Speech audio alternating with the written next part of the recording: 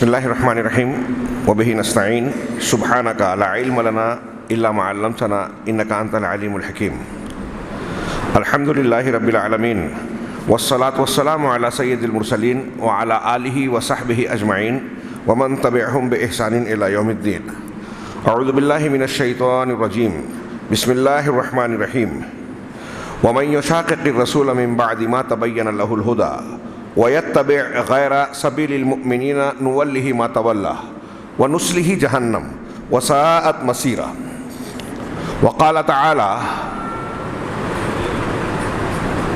وَأَنَّ هَذَا صِرَاطِي مُسْتَقِيمًا فَاتَّبِعُوهُ وَلَا تَتَّبِعُوا السُّبُلَ فَتَفَرَّقَ بِكُمْ عَنْ سَبِيلِهِ ذَلِكُمْ وَصَّاكُمْ بِهِ لَعَلَّكُمْ تَتَّقُونَ وَقَالَ تَعَالَى إِنَّ الَّذِينَ فَرَّقُوا دِينَهُمْ وَكَانُوا شِيَعًا لَّسْتَ مِنْهُمْ فِي شَيْءٍ۔ یہاں موجود میرے قابل احترام بزرگوں، نوجوان بھائیوں، بچوں اور جن دینی ماں و بہنوں تک میری آواز پہنچ رہی ہے، ان تمام سے میرا خطاب ہے۔ آج کی اس بامقصد مجلس میں مجھے اس بات کا حکم دیا گیا کہ فرقہ ناجیہ کے عقائد اور منہج سے متعلق گفتگو کروں۔ اس سلسلے میں میرے سامنے شیخ دکتور ربیع بن ہادی عمیر المدخلی حفظہ اللہ کا یہ کتابچہ ہے، جو سعودی عرب کے ایک ممتاز عالم ہے، بلکہ علامہ ہے، اور عالم اسلام کی ایک ممتاز شخصیت ہے۔ ان کے کتابچے کا ہمارے ایک حبیب دوست دکتور اجمل صاحب نے ترجمہ کیا ہے، اور مجھ سے یہ مطالبہ کیا گیا تھا کہ اسی کی روشنی میں کچھ باتیں عرض کروں۔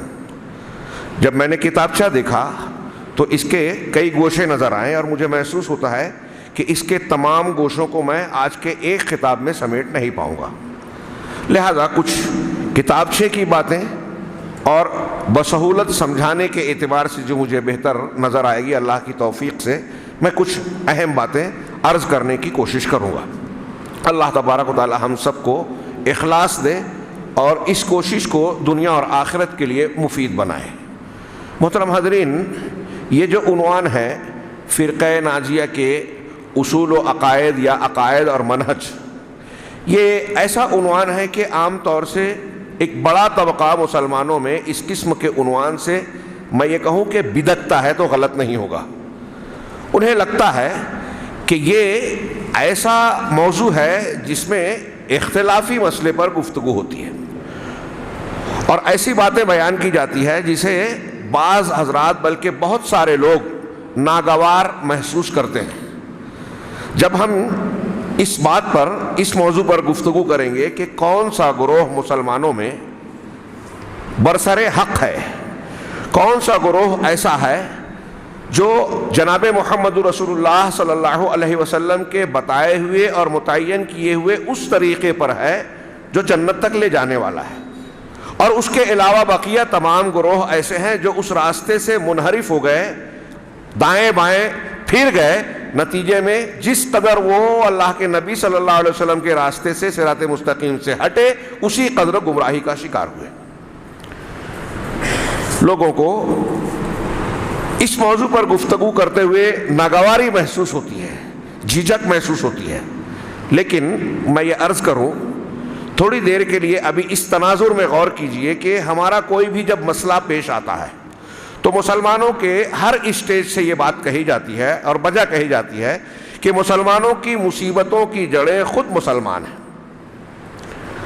کیونکہ قرآن مجید میں ایسے کئی ارشادات ہیں۔ اللہ تبارک و تعالیٰ نے فرمایا ظہر الفساد فی البر والبحر بما کسبت ایدی الناس، خشکی اور تری میں جو فساد برپا ہے، بگاڑ آیا ہے، وہ لوگوں کے اپنے کارناموں یا کارستانیوں کا نتیجہ ہے۔ جمعہ کے خطبے میں تھوڑا سا تذکرہ آیا، وقت کی قلت کی وجہ سے میں اس پہلو کو اجاگر نہیں کر سکا۔ تریپورہ میں ہو یا کسی اور مقام پر، یا ہمارے گھروں میں، مارکیٹ میں، ہمارے کاروبار میں، گھر میں اختلافات ہیں، کسی بھی قسم کا عذاب، مصیبت، فتنہ نظر آتا ہے، یہ انسانوں کے اپنے کارناموں کے نتائج ہیں۔ کچھ اللہ کی آزمائش اور امتحان ہے، اور کچھ ہمارے اپنے کارناموں اور کارستانیوں کا بھوگنا اور خمیازہ ہے، نتیجہ ہے۔ اب جب ہم اس کے حل کی طرف قدم اٹھانا چاہتے ہیں تو ہر کوئی یہ کہتا ہے، ہر مسلک کا عالم کہتا ہے، بلکہ عوام میں بھی یہ بات کہی جاتی ہے کہ مسلمانوں کا ایمان درست نہیں ہے، دین سے تعلق مسلمانوں کا کمزور ہو گیا ہے، اعمال صحیح نہیں ہے، ہر مرحلے میں زندگی کے ہر شعبے میں شریعت اور کتاب و سنت سے انحراف پایا جاتا ہے، اس لیے اللہ تبارک و تعالیٰ کی مدد سے ہم محروم ہوتے جا رہے ہیں۔ بالکل بجا بات۔ اب ظاہر سی بات ہے کہ اب جب ہم اس کا علاج کرنے کے لیے نکلیں گے کہ اللہ تعالیٰ سے ہمارا تعلق استوار ہو جائے، ہم دین پر چلنے والے بن جائیں، ہم اللہ تعالیٰ کی مدد کے مستحق بن جائیں، جب یہ ہم چاہتے ہیں تو اس کے لیے پہلا قدم کیا ہوگا؟ پہلی ضرورت کیا ہوگی کہ ہم وہ دین، وہ طریقہ، وہ شریعت اختیار کریں جو اللہ تعالیٰ نے آسمان سے نازل کی ہے، جسے اپنے رسول کے ذریعے سے بھیجی ہے، جس کی حفاظت کے لیے اللہ تبارک و تعالیٰ نے زبردست انتظامات کیے۔ کیا یہ مذاق ہے؟ اللہ تبارک و تعالیٰ نے انسانوں کی ہدایت کے لیے شریعت، کتاب اور دین کی تعلیمات نازل کی، نبی کریم صلی اللہ علیہ وسلم کی نبوت کے ایک ایک لمحے کو اپنی نگرانی میں پروان چڑھایا، جہاں جہاں کوئی معاملہ پیش آیا فوراً اللہ تبارک و تعالیٰ کی جانب سے رہنمائی آئی، اور اللہ تعالیٰ نے، اللہ کے رسول صلی اللہ علیہ وسلم نے امت کو بتایا، پھر اسے صحابہ کرام نے محفوظ کیا، جانا سیکھا آپ سے، اگلی نسل کو پہنچایا، اگلی نسل نے اس کے آگے بڑھایا، اور اس کا نتیجہ ہے کہ آج قرآن اور اللہ کے نبی صلی اللہ علیہ وسلم کی سنتیں، احادیث ہمارے سامنے اپنی اصلی شکل میں موجود ہے۔ یہ اصلی شکل میں جو ہم تک پہنچی ہے، اس کے لیے ہمارے اسلاف نے پوری انسانی اور اسلامی تاریخ میں بے شمار قربانیاں دی، مفسرین نے، محدثین نے، حفاظ نے، قرآن کے خدام نے، حدیث کے خدام نے، ان سے متعلقہ علوم کے جاننے سیکھنے والوں نے کروڑوں لاکھوں کتابیں لکھ ڈالی، حفاظت کی، زندگیاں کھپا دی۔ کس لیے؟ اس دین کی حفاظت کرنے کے لیے۔ یہ اللہ کا وعدہ پورا ہوا اس کے ذریعے سے، اِنَّا نَحْنُ نَزَّلْنَا الذِّكْرَ وَإِنَّا لَهُ لَحَافِظُونَ، کہ ہم نے الذکر کو، اس شریعت کو نازل کیا اور ہم ہی اس کی حفاظت کرنے والے ہیں۔ اللہ تبارک و تعالیٰ کی اس حفاظت کے وعدے کو ہم پوری اسلامی تاریخ میں دیکھ رہے ہیں کہ کس طریقے سے اس امت کے افراد کو اللہ نے توفیق دی، محدثین کی شکل میں، مفسرین کی شکل میں، دیگر علماء کی شکل میں لوگ اٹھے، زندگیاں لگا دی، صلاحیتیں کھپا دی، مختلف علوم و فنون کو مرتب اور مدون کیا، اور قرآن و حدیث کی پوری حفاظت کر کے امانت کو ہم تک پہنچایا، اور اب ہم پر ذمہ داری ہے کہ ہم آگے لوگوں تک پہنچائیں۔ اور اگر یہ ذمہ داری ہم نہیں نبھائیں گے تو اللہ تعالیٰ کو ہماری ضرورت نہیں ہے، ختم کر دے گا، دوسروں کو پیدا کرے گا۔ قرآن اور حدیث میں موجود ہے یہ مضمون۔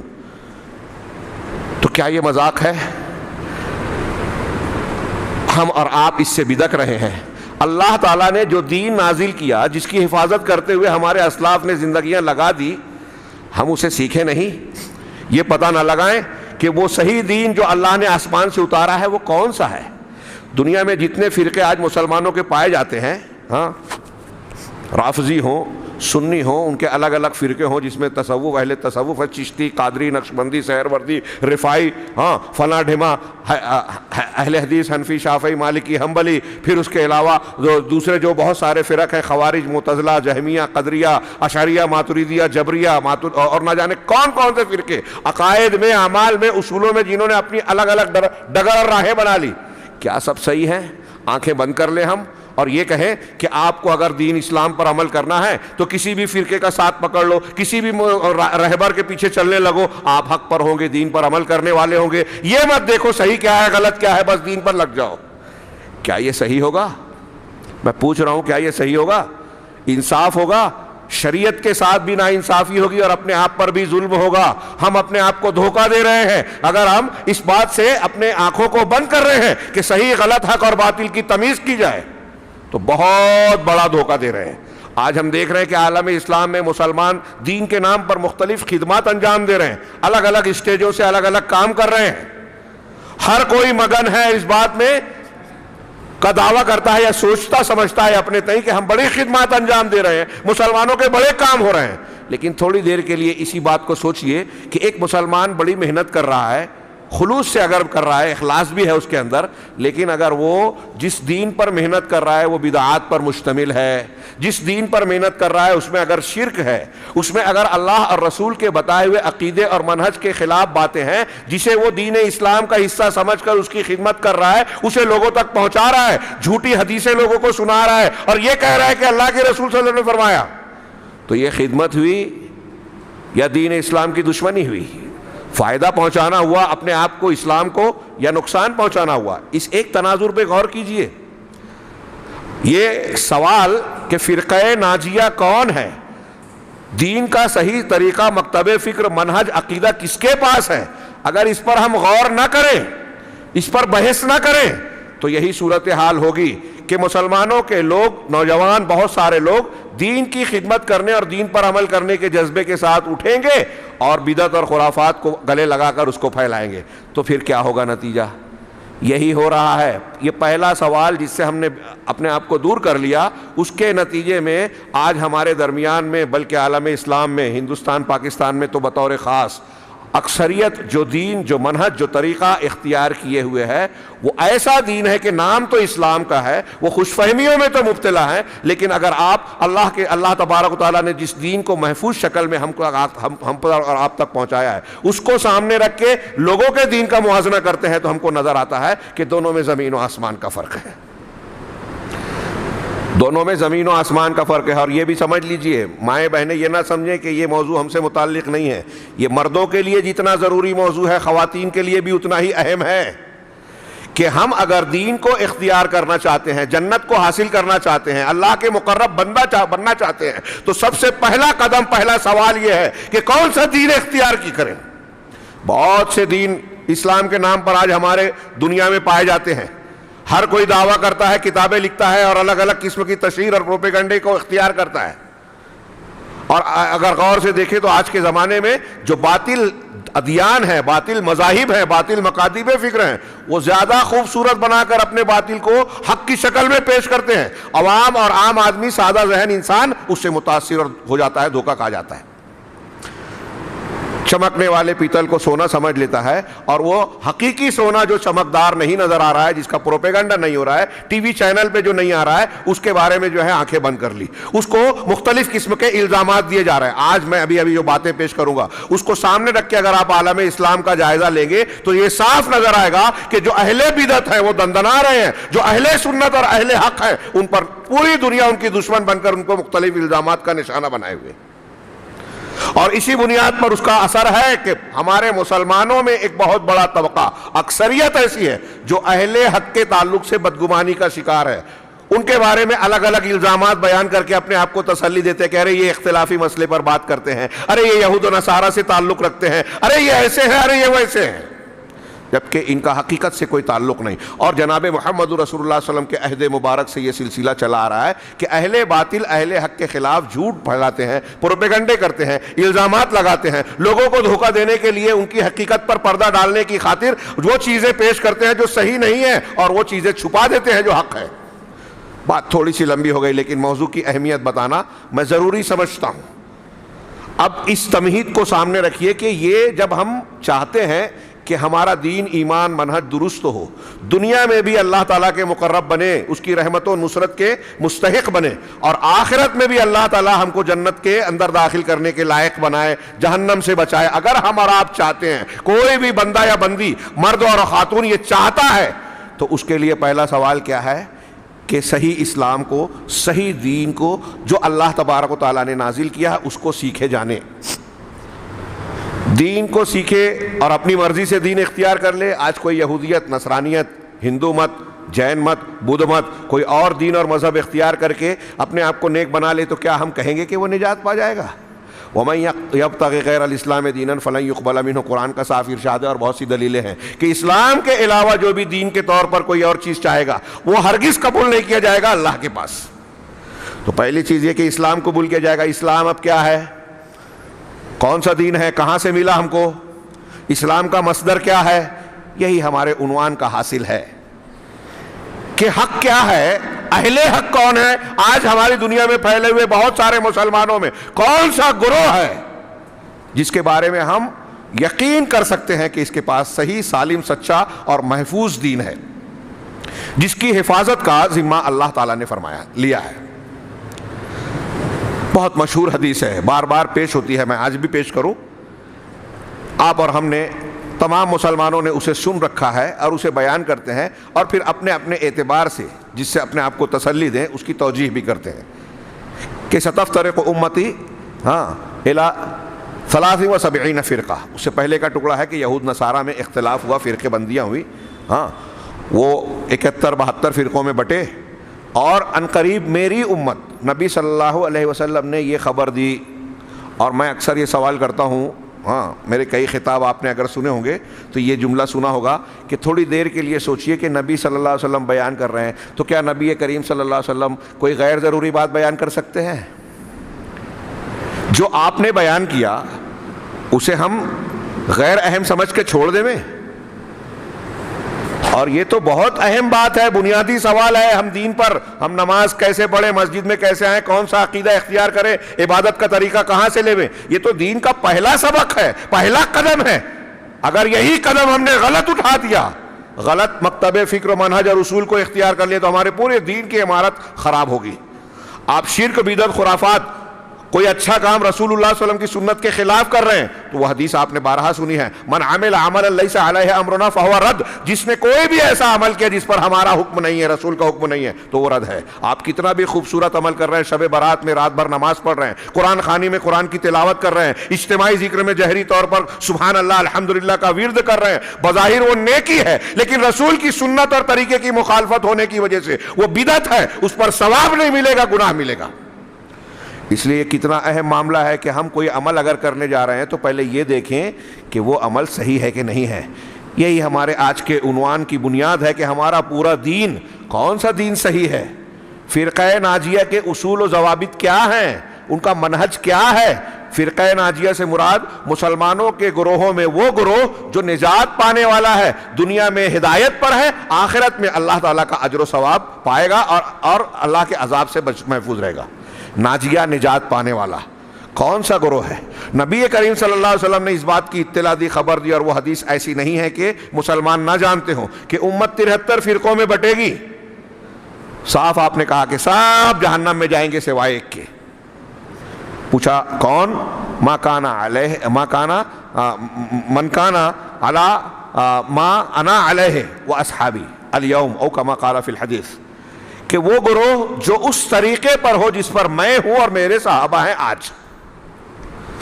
ایک علامت بتائی۔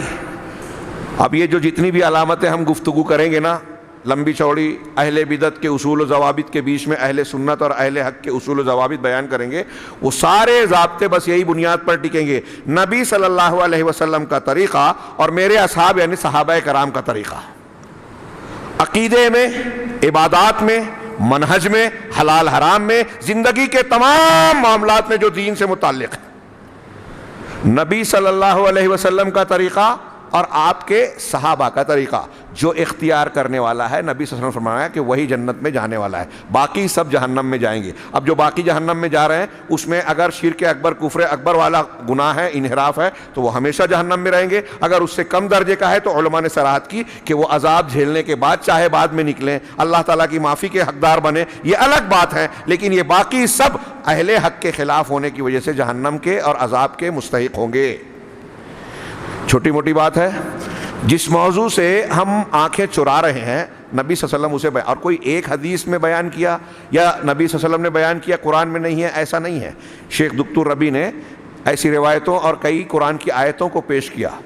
هو الذی انزل آیات محکمات ہن ام الکتاب واخر متشابہات، یہ آیت پیش کی اللہ کے رسول صلی اللہ علیہ وسلم نے، یہ شیخ ربی نے سورہ آل عمران کی آیت نمبر 8 پڑھی ہے کہ اللہ ہی ہے جس نے مضبوط، محکم، واضح آیتیں نازل کی، جس کا معنی مفہوم واضح ہے۔ کچھ متشابہ ہیں، ان کا مقصد تو واضح ہے لیکن ان کا معنی، مفہوم، کیفیت واضح نہیں، جیسے اللہ تعالیٰ کے اسماء و صفات تو ہم کو بیان کیے گئے لیکن ان کی کیفیت ہمیں نہیں معلوم۔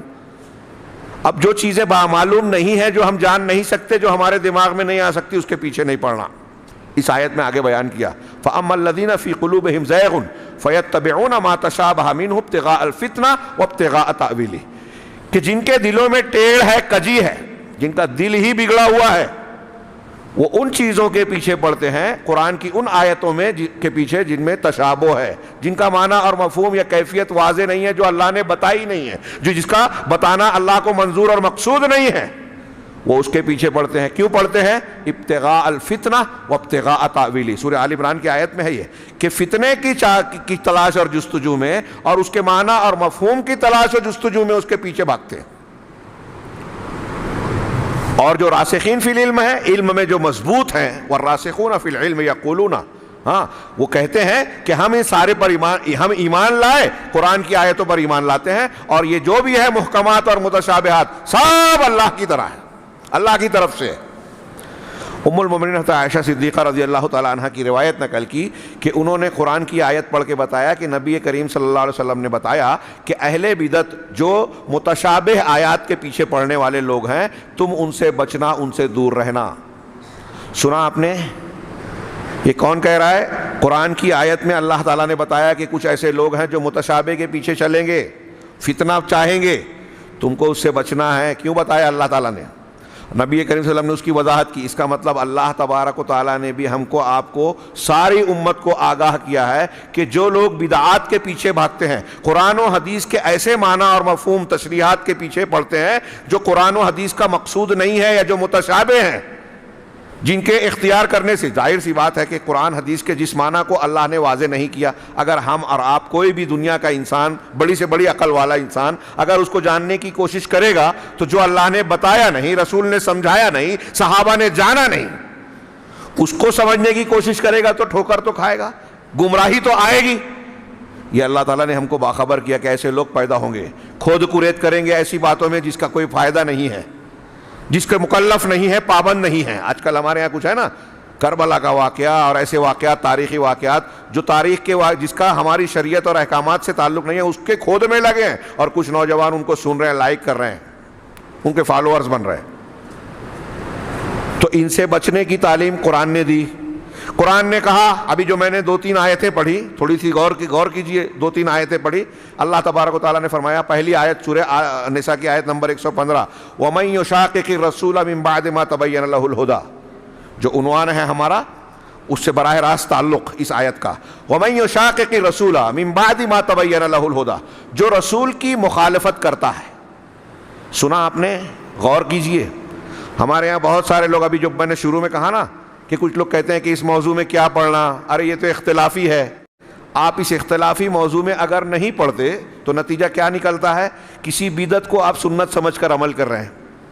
ہمارے یہاں کتنے لوگ ہیں آج کل 15 شعبان کو رات بھر جاگیں گے، جو شیعوں کی بنائی ہوئی رات ہے بدعتی۔ اب جب آپ ان کو سمجھانے اور ان کی اصلاح کرنے کی کوشش کریں گے کہ بھائی یہ بدعت ہے، یہ غلط ہے، تو وہ کیا جواب دیتے ہیں؟ ارے نماز ہی تو پڑھتے ہیں نا، قرآن خوانی کو آپ بدعت کہیے، ارے قرآن خوانی ہی تو کرتے ہیں نا۔ اب انہیں سمجھائیے کہ بھائی بدعت جو ہوتی ہے وہ چوری، ڈکیتی، زنا، بدکاری میں نہیں ہوتی۔ بدعت ایسی چیز کو کہتے ہیں جو دین کی شکل میں، دین کے نام پر شریعت کا لبادہ اوڑھ کر آتی ہے، نیکی کی شکل میں آتی ہے۔ عبداللہ ابن مسعود رضی اللہ تعالیٰ عنہ نے مسجد سے ان لوگوں کو نکالا تھا جو اجتماعی طور پر سبحان اللہ، الحمدللہ، لا الہ الا اللہ کہہ رہے تھے۔ ابن مسعود رضی اللہ تعالیٰ عنہ علماء صحابہ میں سے، ان کو سبحان اللہ الحمدللہ سے اعتراض نہیں تھا، اس طریقے سے اعتراض تھا جو انہوں نے اختیار کیا تھا، اس طریقے کو وہ غلط مانتے تھے۔ سعید ابن مسیب رحمہ اللہ سید التابعین کہلاتے ہیں، انہوں نے ایک شخص کو دیکھا، فجر کی اذان کے بعد وہ آیا مسجد میں اور سنت پڑھا، 2 رکعت پڑھا، سلام پھیرا، پھر کھڑا ہو گیا، پھر سلام، پھر نماز پڑھا، سلام، پھر اس کے بعد کھڑا ہو گیا، روکا کہ یہ تم کون سی نمازیں پڑھ رہے ہو؟ تو کہا میں بس نوافل پڑھ رہا ہوں۔ حضرت ابن مسیب رحمہ اللہ نے کہا کہ نہیں، اللہ کے نبی صلی اللہ علیہ وسلم کا طریقہ اس وقت کے لیے یہ ہے کہ صرف 2 رکعت سنت پڑھی جائے، بس، اس سے زیادہ نہیں، ورنہ تم غلطی کر رہے ہو۔ تو کہا ارے آج کل جو ہمارے یہاں لوگ جواب دیتے ہیں بدعتی، ارے آپ اتنے بڑے امام عالم ہیں اور یہ کہہ رہے ہیں کہ اللہ تعالیٰ مجھے نماز پڑھنے پر عذاب دے گا۔ غور کیجئے، میں نماز پڑھ رہا ہوں تو نماز پڑھنے پر عذاب اللہ مجھے دے گا کیا؟ تو یہ سلف کا منہج، اہل سنت والجماعت کا عقیدہ، منہج، طریقہ یہ اس میں آ رہا ہے۔ سعید ابن مسیب نے جو اس سے کہا کہ میں یہ نہیں کہتا کہ نماز پر اللہ تجھے عذاب دے گا، یہ جو طریقہ تو نے اختیار کیا رسول کی مخالفت کا، اس پر تجھے عذاب دے گا اللہ تعالیٰ۔ امام مالک نے ایک شخص کو دیکھا کہ وہ مسجد نبوی سے احرام باندھ رہا ہے۔ مدینہ میں جو لوگ حج عمرہ کرنے جاتے ہیں ان کے لیے ذوالحلیفہ میقات ہے، جس کو آج کل ابیار علی کہتے ہیں، وہاں سے احرام باندھا جائے گا۔ اس سے کافی پہلے مسجد نبوی ہے شہر کے اندر، آپ ہم جانتے ہیں، جو لوگ وہاں گئے دیکھے ہیں۔ اب اس شخص نے اللہ کے نبی صلی اللہ علیہ وسلم کی قبر شریف اور آپ کے منبر کے درمیان احرام باندھا۔ امام مالک نے دیکھا تو کہا، وہ مائک ٹھیک کر رہے ہیں، وہ میرا خیال ہے کہ اس میں فائدہ نہیں ہوگا، آپ ادھر دیکھیں گے تو ہاں۔ اللہ کے نبی امام مالک نے جب اسے دیکھا تو کہا کہ مجھے ڈر ہے کہ تم کو اللہ تعالیٰ فتنے میں ڈال دے گا۔ تو اس نے کہا کہ ارے یہ تو اچھی چیز ہے نا کہ آگے سے مجھے احرام باندھنا تھا، میں نے پہلے ہی سے باندھ لیا۔ تو امام مالک نے کہا کہ اسی لیے تو فتنے کا ڈر ہے۔ قرآن میں اللہ تبارک و تعالیٰ نے ارشاد فرمایا، فَلْيَحْذَرِ الَّذِينَ يُخَالِفُونَ عَنْ أَمْرِ رَبِّهِ أَن تُصِيبَهُمْ فِتْنَةٌ اور يُصِيبَهُمْ عَذَابٌ أَلِيمٌ، کہ جو لوگ اللہ کے رسول کے حکم کی مخالفت کرتے ہیں انہیں اس بات سے ڈرنا چاہیے کہ انہیں فتنہ پکڑ لے یا دردناک عذاب۔ فتنے کی 2-3 تفسیریں ہیں، شرک یا دنیا کا عذاب۔ آج مسلمان دنیا کے عذاب میں مبتلا ہیں۔ قرآن کی اس آیت اور بعض دوسری نصوص کو سامنے رکھے تو سب سے بڑی بنیادی صاف سیدھی وجہ یہ ہے کہ ہم رسول کے طریقے کے خلاف جا رہے ہیں، بدعت کے مرتکب ہیں، اس لیے اللہ کا عذاب آ رہا ہے۔ ہم کو مارا کاٹا جا رہا ہے، عزتیں چھینی، عزتیں جو ہے عزتوں پر حملہ کیا جا رہا ہے، مال دولت کوئی چیز محفوظ نہیں ہے مسلمان کی۔ کیوں؟ سنت کی خلاف ورزی کر رہے ہیں۔ امام مالک نے وہی بات اس سے کہی۔ آپ دیکھ رہے ہیں سلف کا منہج کیا ہے۔ امام سفیان ثوری کا ایک قول در و دیوار پر لکھ دینے والا ہے کہ ان استطعت ان تحک برأسک بالحدیث فافعل او کما قال، کہ اگر تم کو یہ طاقت ہو کہ اپنے سر کو جو سیدھا کرنا ہے، سنوارنا ہے، کھجانا ہے، تحک رأسک، اپنے سر کو کھجانے کے لیے اگر تمہارے اندر یہ طاقت ہو کہ سر کھجانے کے لیے بھی حدیث کے مطابق عمل کرو، یعنی حدیث کی روشنی میں اپنا سر کھجاؤ، تو ایسا ہی کرو، ہر کام اللہ کے رسول کی سنت کے مطابق، آپ کی تعلیمات کے مطابق کرو، تبھی اللہ کے یہاں کامیابی ملے گی۔ یہ ہے سلف کا منہج۔ تو یہی قرآن کی آیت کہہ رہی ہے، میں آیت پڑھ رہا ہوں، غور سے سماعت فرمائیں۔ یہاں فرقہ ناجیہ کا اصول ضابطہ کیا ہے رب العالمین نے بیان کیا، وَمَن يُشَاقِقِ الرَّسُولَ مِن بَعْدِ مَا تَبَيَّنَ لَهُ الْهُدَىٰ، جو رسول کی مخالفت کرتا ہے بعد اس کے کہ اس کے لیے ہدایت واضح ہو گئی، قرآن حدیث سامنے آ گیا کہ یہ اللہ کا کلام ہے، یہ رسول کی سنت ہے۔ اب ایسا جاننے کے بعد کوئی رسول اللہ صلی اللہ علیہ وسلم کی مخالفت کر رہا ہے، یہ رسول نے تعلیم دی ہے ہم کو، مائیں بہنیں سن رہی ہیں تو میں ان کو کہوں، جیسے مثال کے طور پہ قرآن میں اور حدیث میں کہ 4 شادیوں کی اجازت ہے۔ اب میں اگر اس کو ذکر کرتا ہوں یا کوئی عالم کہتا ہے یا کوئی کرنے کی بات کرتا ہے تو ہم اس کا مذاق اڑاتے ہیں، مخالفت کرتے ہیں۔ یہ ہندوانہ تہذیب و ثقافت کا اثر ہے۔ ہم کریں نہ کریں یہ دوسری بات ہے، لیکن اللہ اور رسول اللہ صلی اللہ علیہ وسلم نے جس چیز کی اجازت دی، رسول اللہ صلی اللہ علیہ وسلم نے جس پر عمل کیا، کوئی مسلمان یہ کہہ سکتا ہے کہ وہ چیز بری ہے، گندی ہے، خراب ہے؟ بتائیے۔ اگر کوئی ایسا کرے گا، آپ نواقض ایمان، ایمان کو توڑ دینے والی چیزیں، نفاق اور کفر کی قسمیں پڑھیے آپ عقیدے کی کتابوں میں، تو ایک چیز ملے گی آپ کو کہ رسول اللہ صلی اللہ علیہ وسلم نے جو تعلیمات پیش کی ہیں ان میں سے کسی کو ناپسند کرنا، کسی چیز سے نفرت کرنا اسلام سے ہم کو اور آپ کو خارج کر دے گا۔ میری مائیں بہنیں غور سے سنیں جو میں بیان کر رہا ہوں، کہ اگر آپ رسول اللہ صلی اللہ علیہ وسلم کی تعلیمات میں سے کسی تعلیم کو برا سمجھیں گے، اگر اللہ اور رسول کی تعلیم ہے اس کو آپ نفرت کی نگاہ سے دیکھو گے تو آپ کافر ہو سکتے ہو۔ چھوٹی موٹی بات نہیں ہے، کرنا نہ کرنا ہمارے حالات اس کی اجازت دیتے ہیں یا نہیں دیتے ہیں۔ ہمارا شوہر ہمارے سماج میں اس پر عمل ہوگا تو اس کے تقاضوں کو، اس کی شرائط کو پورا کریں گے کہ نہیں کریں گے، یہ آگے کی بات ہے۔ لیکن فی نفس ہی جو سنت کا طریقہ اور قرآن و حدیث کی تعلیم ہے اس میں سے کسی بھی چیز کو برا نہ سمجھیے۔ آپ ٹی وی چینل پہ جائیں، نوجوانوں، آپ سے کوئی سوال کرے کہ ارے مسلمانوں میں تو یہ ہے، تو ڈرنے کا نہیں، عام زبان میں بول رہا ہوں، دباؤ کا شکار نہیں ہونا، मरूब नहीं होना, कितना बड़ा भी मजमा हो, कैसी भी महफिल हो, टीवी चैनल हो, सब इकट्ठा हो, आप अकेले हो। लेकिन अगर आपको ये बात मालूम है कि मैं जो बात मान रहा हूँ या जो बात पेश कर रहे हैं वो अल्लाह ताला ने बयान की है, रसूलुल्लाह सल्लल्लाहु अलैहि वसल्लम की सुन्नत है, तो बिला झिझक, बगैर किसी से डरे हुए, खुलकर अपने यकीन के साथ कहिए कि हाँ मैं ये मानता हूँ और यही सही है। आप साबित कर पाए या ना कर पाए ये 2 नंबर की बात है। मैं ऐसा मानता हूं कि यही सही है और ऐसा ही है। जो रसूल की सुन्नत है वो अक्ली एतबार से, फितरी एतबार से, हाँ साइंसी एतबार से सबसे ज्यादा मुफीद चीज है। इन्ना हाज़ल कुरान यहदी लिल्लती हिय अक़वम, कुरान की जो तालीम है वो सबसे दुरुस्त और सबसे बेहतर है। ये हमारा अकीदा होना चाहिए। अल्लाह के नबी सल्लल्लाहु अलैहि वसल्लम और सहाबा कराम ने जो तरीका, अकीदा, मनहज, उसूल, ज़ाब्ता बयान किया है वही हक है। उससे इन्हिराफ, बिदअत है, खुराफात है, गुमराही है। ये हमारा अकीदा दिमाग में बिठा लीजिए, ये बात उसूली बातें हैं ये। तो अल्लाह ने फरमाया कि जो रसूल की मुखालफत करे हिदायत के वाज़े हो जाने के बाद, वयत्तबि गैर सबीलिल मुमिनीन, और मोमिनीन के रास्ते से हटकर किसी दूसरे रास्ते की पैरवी करता है। गौर से सुनिए, मोमिनीन के रास्ते से, ये कौन कह रहा है? रब्बुल आलमीन। सूरह निसा की आयत नंबर 115 जाके तर्जुमा जरूर पढ़िए घर पे, कि जो रसूल की, जो हिदायत के वाजे हो जाने के बाद रसूल की मुखालफत करे, यानी सुन्नत के खिलाफ जाए, एक बात, और मोमिनीन के रास्ते से हटकर दूसरे रास्ते की पैरवी करे। अब जिस वक्त कुरान नाजिल हुआ, मैं सबसे सवाल कर रहा हूं, जिस वक्त कुरान नाजिल हुआ उस वक्त तो मोमिनीन कौन थे जी? हाँ, सहाबा किराम। उस वक्त मोमिनीन कौन थे? सहाबा किराम। और कुरान क्या कह रहा है कि मोमिनीन के रास्ते के खिलाफ जो जाए, उससे रास्ते से हटकर दूसरा रास्ता इख्तियार करे। तो उसके बारे में अल्लाह ने क्या कहा आयत में आगे? हाँ, नुवल्लिही मा तवल्ला, हम उसे उसी रास्ते पर फेर देंगे जिसकी तरफ उसने रुख किया, व नुस्लिही जहन्नम, और फिर उसे जहन्नम में झोंक देंगे, वसाअत मसीरा, और ये बहुत बुरा ठिकाना है। कुरान ने क्या कहा? रसूल की मुखालफत और सहाबा की मुखालफत। मोमिनीन की जगह मैं वजाहतन कह रहा हूं, उस वक्त के मोमिनीन जो थे वो सहाबा थे। सहाबा कराम की मुखालफत करने वाला अल्लाह की इस वईद का मुस्तहिक है कि वो जहन्नम में जाएगा। हमारे यहाँ आजकल कुछ लोग सवाल उठाते हैं, सहाबा कराम पर कीचड़ उछालते हैं रवाफिज और शियों से मुतासिर होकर। हाँ, पाकिस्तान का एक साहब है, मैं अक्सर नाम जानबूझ कर लेता हूँ ताकि नौजवान जो है वो सिर्फ इशारों को नहीं समझ पाते। मिर्ज़ा गुलाम इंजीनियर है, और यहाँ हिंदुस्तान के कुछ हैं, और कोई कुछ और भी ऐसे नाम हैं, हाँ, जो सहाबा कराम की शान में गुस्ताखियाँ कर रहे हैं, कीचड़ उछालते हैं, कुछ तारीख़ी वाक़यात सच्चे झूठे पेश करके।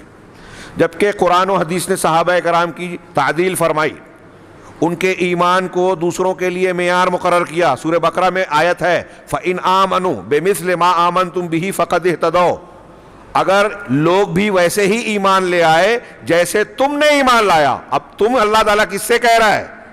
जैसे यहां मैंने कहा कि उस वक्त तो मोमिनीन सिर्फ सहाबा कराम थे, वैसे इस आयत में, कुरान की सूरह बकरा की आयत में अल्लाह ताला कह रहा है कि जैसे तुम, फ़इन आमनु बेमिस्ल मा आमनतुम बिही, जैसे तुम ईमान लाए, अगर लोग भी वैसे ही ईमान ले आए, फ़क़द इह्तदौ, तो वो हिदायत याब हो जाएंगे।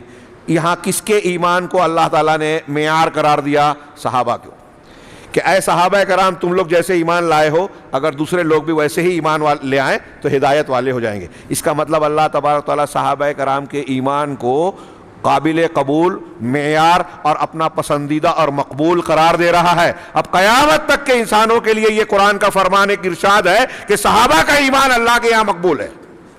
और एक इंसान को वैसे ईमान लाना है जैसे सहाबा लाए थे, तभी हिदायत वाला होगा। इसका मतलब उस ईमान से हटे तो हिदायत नहीं रहेगी। यहां इस आयत में भी कहा कि मोमिनीन के रास्ते के खिलाफ जो जाएगा, इस आयत के बुनियाद पर इमाम शाफी कहते हैं कि अगर सहाबा कराम किसी मसले पर मुत्तफिक हो गए तो ये इजमा है, दलील है कुरान की इस आयत की रोशनी में।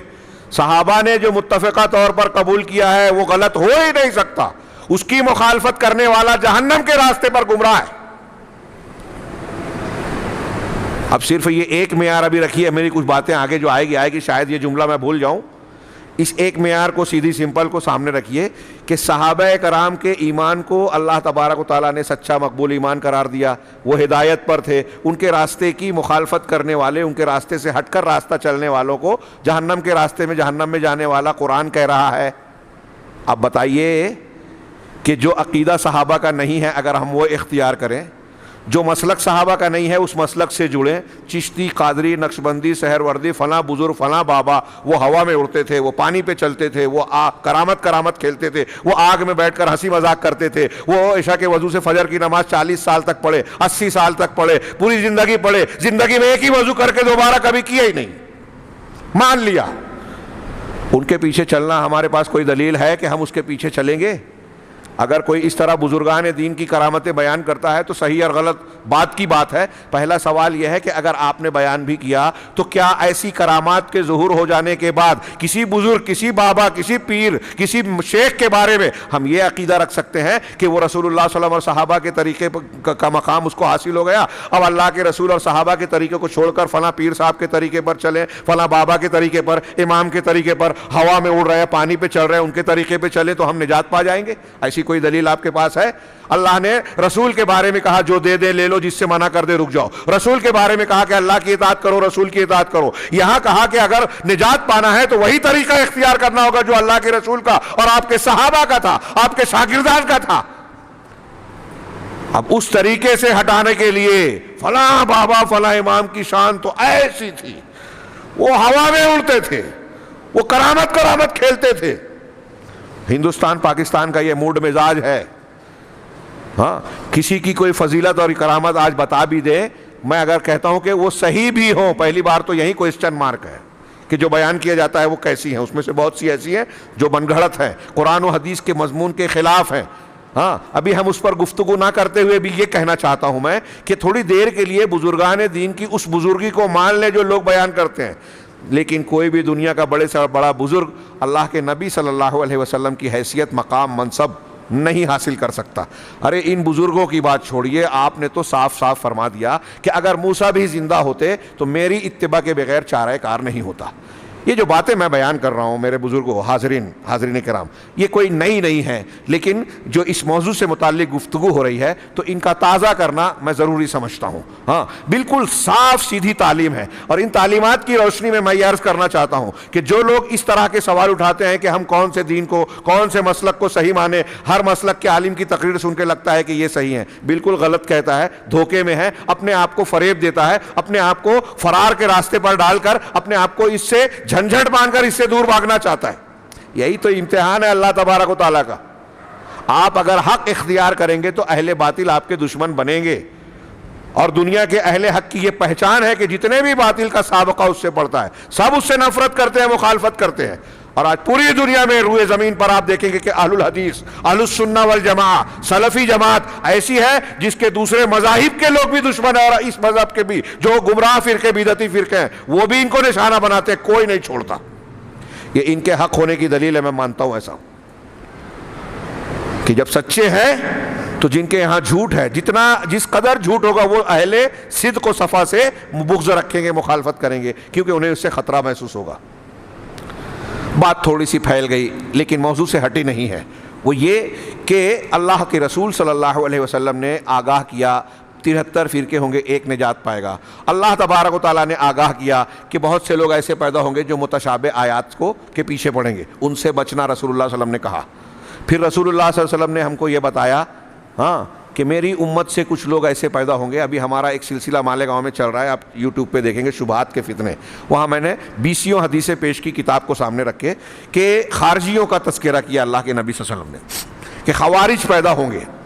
ان کے بارے میں کہا کہ یہ ایسے لوگ ہوں گے کہ تم ان کی نماز، صحابہ سے کہا کہ ان کی نمازوں کو دیکھو گے تو ان کی نماز کے سامنے اپنی نماز کو کمتر سمجھو گے، ان کے روزے کے سامنے اپنے روزے کو کم سمجھو گے، ان کی تلاوت و قرات کے سامنے اپنی قرات کو ہلکا اور کمتر سمجھو گے۔ سوچئے، غور کیجئے، بہت غور سے، نوجوان خاص طور سے سنیں، جو یوٹیوب چینل پہ کسی کے فالوورز کی تعداد دے کر کہہ رہے تو اس کے تو اتنے لاکھ فالوورز ہیں، لائک کرنے والے ہیں، ان کے پیچھے بھاگنے لگتے ہیں۔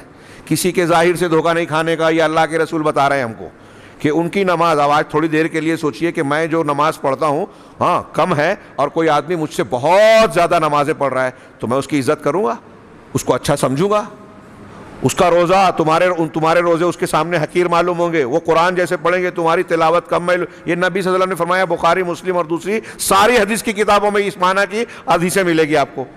اللہ کے رسول نے یہ بیان کرنے کے بعد کیا کہا؟ لیکن وہ دین سے ایسے نکل جائیں گے جیسے تیر شکار کو چھید کر باہر نکل جاتا ہے. تیر شکار کو چھید کر باہر نکل جاتا ہے. ایسے اسلام میں داخل ہو کر تیر کو، اگر اس کی تشریح کی علماء نے کہ ایک شکار کو تیزی سے اگر تیر مارا گیا، اس کے بدن میں گھس کے باہر نکل گیا، اور اتنی تیزی سے نکل گیا، بعض حدیثوں میں وضاحت ہے کہ اس پر خون کا نشان بھی نہیں ہے. مطلب یہ کہ ایک آدمی اسلام میں داخل ہوا اور اسلام سے باہر بھی ہو گیا، اس پر اسلام کا نشان بھی نہیں رہے گا. یہ ہے خارجی. نبی کریم صلی اللہ علیہ وسلم نے فرمایا کہ یہ ابھی اس کتاب میں انہوں نے بیان کیا کہ مخلوق میں سب سے برے، شر الخلق والخلیقہ، مخلوق میں بھی سب سے برے اور عادت و اطوار میں بھی سب سے برے ہیں، بدترین لوگ ہیں. اگر ایسے لوگ تمہیں مل جائیں تو ان کو عاد کی طرح قتل کرنا. اللہ کے رسول کہہ رہے قتل کرنا. ان کی نماز کے سامنے تم اپنی نماز کو کمتر سمجھو گے، روزے کے سامنے اپنے روزے کو. تو اللہ کے رسول آگے کیا کہہ رہے ہیں کہ یہ ایسے ہوں گے جو دین سے نکل جائیں گے، اور ملیں گے تو کیا کرنا؟ ان سے متاثر ہونا، ان کو لائک کرنا نہیں، ان کے فالوورز بننا نہیں. طاقت ملے تو ان کو قتل کر دینا، ان سے دور رہنا، ان سے بچنا. تو اہل بدعت سے، گمراہ ہونے والوں سے ہوشیار رہنے کی تعلیم اللہ رسول نے سب سے پہلے ہمیں دی. ہم اس موضوع سے کیوں بدکیں؟ یہ اللہ کے رسول ہم کو یاد دہانی کر رہے ہیں کہ لوگوں کی ظاہری باتوں کو دیکھ کر، چپنی چپڑی باتوں کو دیکھ کر، ٹی وی چینل پہ آنے سے، کتابیں لکھنے سے، مشہور ہو جانے سے متاثر مت ہو جانا. ارے وہ نماز خوب پڑھتے ہیں تو وہ نماز دیکھ کر دھوکہ نہیں کھانا. یہ دیکھنا کہ ان کا منہج کیا ہے، یہ دیکھنا کہ ان کا عقیدہ کیا ہے. اب اگر منہج اور عقیدہ صحیح نہیں ہے تو پھر موافقت اور مخالفت کا سوال ہی نہیں ہے. یہاں میں ضمناً بیان کر دوں کہ آج آپ دیکھیے عالم اسلام میں، سوشل میڈیا پر، اخبارات میں، تقریروں میں، سعودی عرب کو سب سے زیادہ نشانہ بنایا جاتا ہے. دوسروں کو چھوڑیے، مسلمانوں میں خاص طور سے تحریکی آج سب سے سر فہرست ہے. یہاں شیخ دکتور مدخلی نے اس میں بیان کیا، اس کتاب میں سلسلہ وار بیان کیا کہ اللہ کے نبی صلی اللہ علیہ وسلم نے جو ارشاد فرمایا تھا کہ میری امت کا ایک گروہ ہمیشہ حق پر قائم رہے گا، ان کی مخالفت کرنے والے، ان پر اعتراض کرنے والے، ان کی مدد چھوڑنے والے، ان کو کچھ بھی نقصان نہیں پہنچا سکیں گے، کچھ بگاڑ نہیں پائیں گے، یہاں تک کہ قیامت آ جائے گی. تو اللہ کے رسول نے فرمایا کہ ایک گروہ اور طائفہ ہمیشہ حق پر قائم رہے گا. میں کتاب دیکھ کر پڑھوں تو پھر آپ کی اور ہماری جو ہے تال میل نہیں رہے گا، اس لیے ان کی بات کو اختصار سے 2 جملے میں سمیٹوں. انہوں نے تفصیل سے بیان کیا کہ یہ جو اہل حق اللہ تعالیٰ نے، اللہ کے رسول نے بیان کیا. آپ امام احمد بن حنبل سے پوچھا گیا کہ وہ طائفہ منصورہ حق پر قائم رہنے والا گروہ کون ہے؟ تو امام احمد بن حنبل رحمہ اللہ نے جواب دیا کہ اگر وہ اہل الحدیث نہیں ہے تو میں نہیں جانتا کہ وہ کون ہے. ابن مدینی رحمہ اللہ امام بخاری کے استاذ ہیں. ان سے امام بخاری نے اس حدیث کی شرح پوچھی کہ بھائی آپ نے یہ حدیث پڑھی کہ ایک گروہ حق پر قائم رہنے والا ہے، تو آپ وہ کس گروہ کو سمجھتے ہیں؟ تو انہوں نے کہا ہم اہل الحدیث. یہی بات امام بخاری کہتے ہیں، یہی بات امام ترمذی نے امام بخاری سے نقل کی، یہی بات عبداللہ ابن مبارک رحمہ اللہ کہتے ہیں، یہی بات شیخ ابن باز کہتے ہیں، اور آج کے تمام علماء اہل سنت میں جو کبار ہیں وہ کہتے ہیں کہ اس کے مصداق اہل الحدیث ہیں. یہ اہل الحدیث کسی خاص جگہ رہنے والا کوئی طبقہ نہیں ہے. یہ اہل الحدیث جیسا کہ ہمارے ہاں اہل حدیث اور مقلدین کا جب جھگڑا ہوتا ہے تو اہل الحدیث کا رد کرتے ہوئے مقلدین یہ کہتے ہیں کہ اہل الحدیث جو کتابوں میں کہا گیا ہے اس سے مراد محدثین ہیں. تو بتائیے کہ کیا امام احمد بن حنبل یہ کہہ رہے ہیں کہ طائفہ منصورہ حق پر قائم رہنے والا گروہ محدثین کا ہے، جو فن حدیث کو سیکھنے سکھانے والا ہے وہی ہے؟ تو ایسے کتنی تعداد ہے آج کی؟ یہ بات صحیح ہے. محدثین کرام کا جو منہج، طریقہ، عقیدہ، اصول تھا، اس پر قائم رہنے والے تمام لوگ اہل الحدیث ہیں، اس لیے کہ وہ ہر اعتبار سے زندگی کے تمام شعبوں میں حدیث پر عمل کرتے ہیں. یہاں شیخ نے ایک بات کہی کہ کچھ لوگ کہہ سکتے ہیں کہ ہم جن کو مسلمانوں میں دیکھتے ہیں کسی بھی فرقے سے تعلق رکھنے والے، وہ بھی کہیں کہ ہم بھی تو حدیث پڑھتے ہیں، ہم بھی تو اللہ کے رسول کی حدیثوں کو جو ہے بیان کرتے ہیں. تو کہا کہ حدیث پڑھنے پڑھانے کا کام بظاہر سارے مسلمان ہر فرقے کے لوگ کرتے ہیں، لیکن اہل الحدیث جن کو اہل السنہ والجماعہ بھی کہا جاتا ہے، ما انا علیہ و اصحابی کے تحت، کہ جس پر میں ہوں اور میرے صحابہ، تو جس پر میں ہوں یعنی اللہ کے رسول وہ سنت ہے، تو اس کو ماننے والے اہل سنت اہل الحدیث، اور جس پر صحابہ ہیں اس طریقے کو ماننے والے والجماعہ جماعت والے. تو اللہ کے نبی صلی اللہ علیہ وسلم کے ان الفاظ کی روشنی میں یہ اہل حق کا لقب، پہچان، شناخت ہوئی کہ وہ قرآن و حدیث پر عمل کرنے والے ہیں، اہل السنہ والجماعہ کا کہلاتے ہیں، اہل الحدیث کہلاتے ہیں، سلفی کہلاتے ہیں، اہل الاثر کہلاتے ہیں. یہ نام کے فرق سے یہ الگ الگ نہیں ہو گئے. اب یہ گروہ کہاں ہے؟ تو شیخ الاسلام علامہ ابن تیمیہ اور دوسرے لوگوں نے کہا کہ اس طائفہ منصورہ کا آغاز امت میں، دنیا میں جناب محمد رسول اللہ صلی اللہ علیہ وسلم سے ہوا. آپ کے بعد آپ کے صحابہ کرام کے بعد تابعین، جس میں اب نمایاں نام لینے کی ضرورت نہیں، یہاں انہوں نے کچھ نام لے کر بیان کیے. تابعین کے بعد طب تابعین میں امام مالک، زید بن سعد اور ایسے ان کے ہم پلہ بہت سارے جو ہے محدثین شامل ہیں. پھر امام مالک کے شاگرد امام شافعی، تابعین کے طب تابعین کے شاگرد، اور پھر ان کے ہم پلہ اور ہم دور کے لوگ، پھر ان کے امام شافعی کے بعد امام احمد بن حنبل، علی ابن مدینی، یحییٰ ابن معین، ان کے رفقا. یہ ائمہ کرام یہ جو ہے اہل حق ہیں، طائفہ منصورہ کے لوگ ہیں. ان میں آپ دیکھیے کہ کتاب و سنت کا کیسا طریقہ تھا. اللہ کے نبی صلی اللہ علیہ وسلم نے خود یہ ارشاد فرمایا کہ سب سے بہترین زمانہ میرا زمانہ، پھر میرے بعد کا، پھر اس کے بعد کا، پھر اس کے بعد جھوٹ ہوگا. اور ایسی صورتحال ہوگی کہ لوگ شہادت اور گواہی طلب نہیں کی جائے گی اور شہادت اور گواہی دیں گے، بڑھ بڑھ کر جھوٹ بولیں گے، امانتوں میں خیانت کریں گے. نبی صلی اللہ علیہ وسلم نے خود ہی کہا کہ یہ جو ابتدائی زمانے ہیں یہ خیر کے ہیں. لہٰذا اس سے بھی یہ ثابت ہوا کہ ما انا علیہ و اصحابی کے تحت اس خیر کے زمانے میں جو دین تھا، جو عقیدہ تھا، جو اصول تھا، وہی حق ہے. اور اس خیر کے زمانے کو لے کر چلنے اور آگے بڑھنے والے یہ جو میں نام لے رہا ہوں، جو شیخ نے یہاں بیان کیا، پھر امام احمد بن حنبل وغیرہ. اب امام احمد بن حنبل کے طبقے کے بعد کے لوگوں میں آپ دیکھیں گے کہ یہ محدثین کرام ہیں. ائمہ کرام کے بعد محدثین کرام آپ کو نظر آئیں گے. امام بخاری، امام مسلم، یہ امام احمد بن حنبل کے شاگرد ہیں. امام احمد امام شافعی کے شاگرد ہیں. امام شافعی امام مالک کے شاگرد ہیں. 3 امام آ گئے اس میں، اور چوتھے امام ابو حنیفہ کو کہا جاتا ہے، تو وہ قاضی ابو یوسف اور امام محمد کے ساتھ امام شافعی ملے تھے، ان سے بھی ان کا علم لیا. یہ سارا سمٹ کے امام بخاری، امام مسلم، پھر ان کے شاگردان جو ہیں ابو زرع رازی، امام ابن ابی حاتم، ابو زرع، اور پھر اس کے بعد جو ہے امام ترمذی، ابو داؤد، ابن ماجہ، جن کی حدیث کی کتابیں ہیں.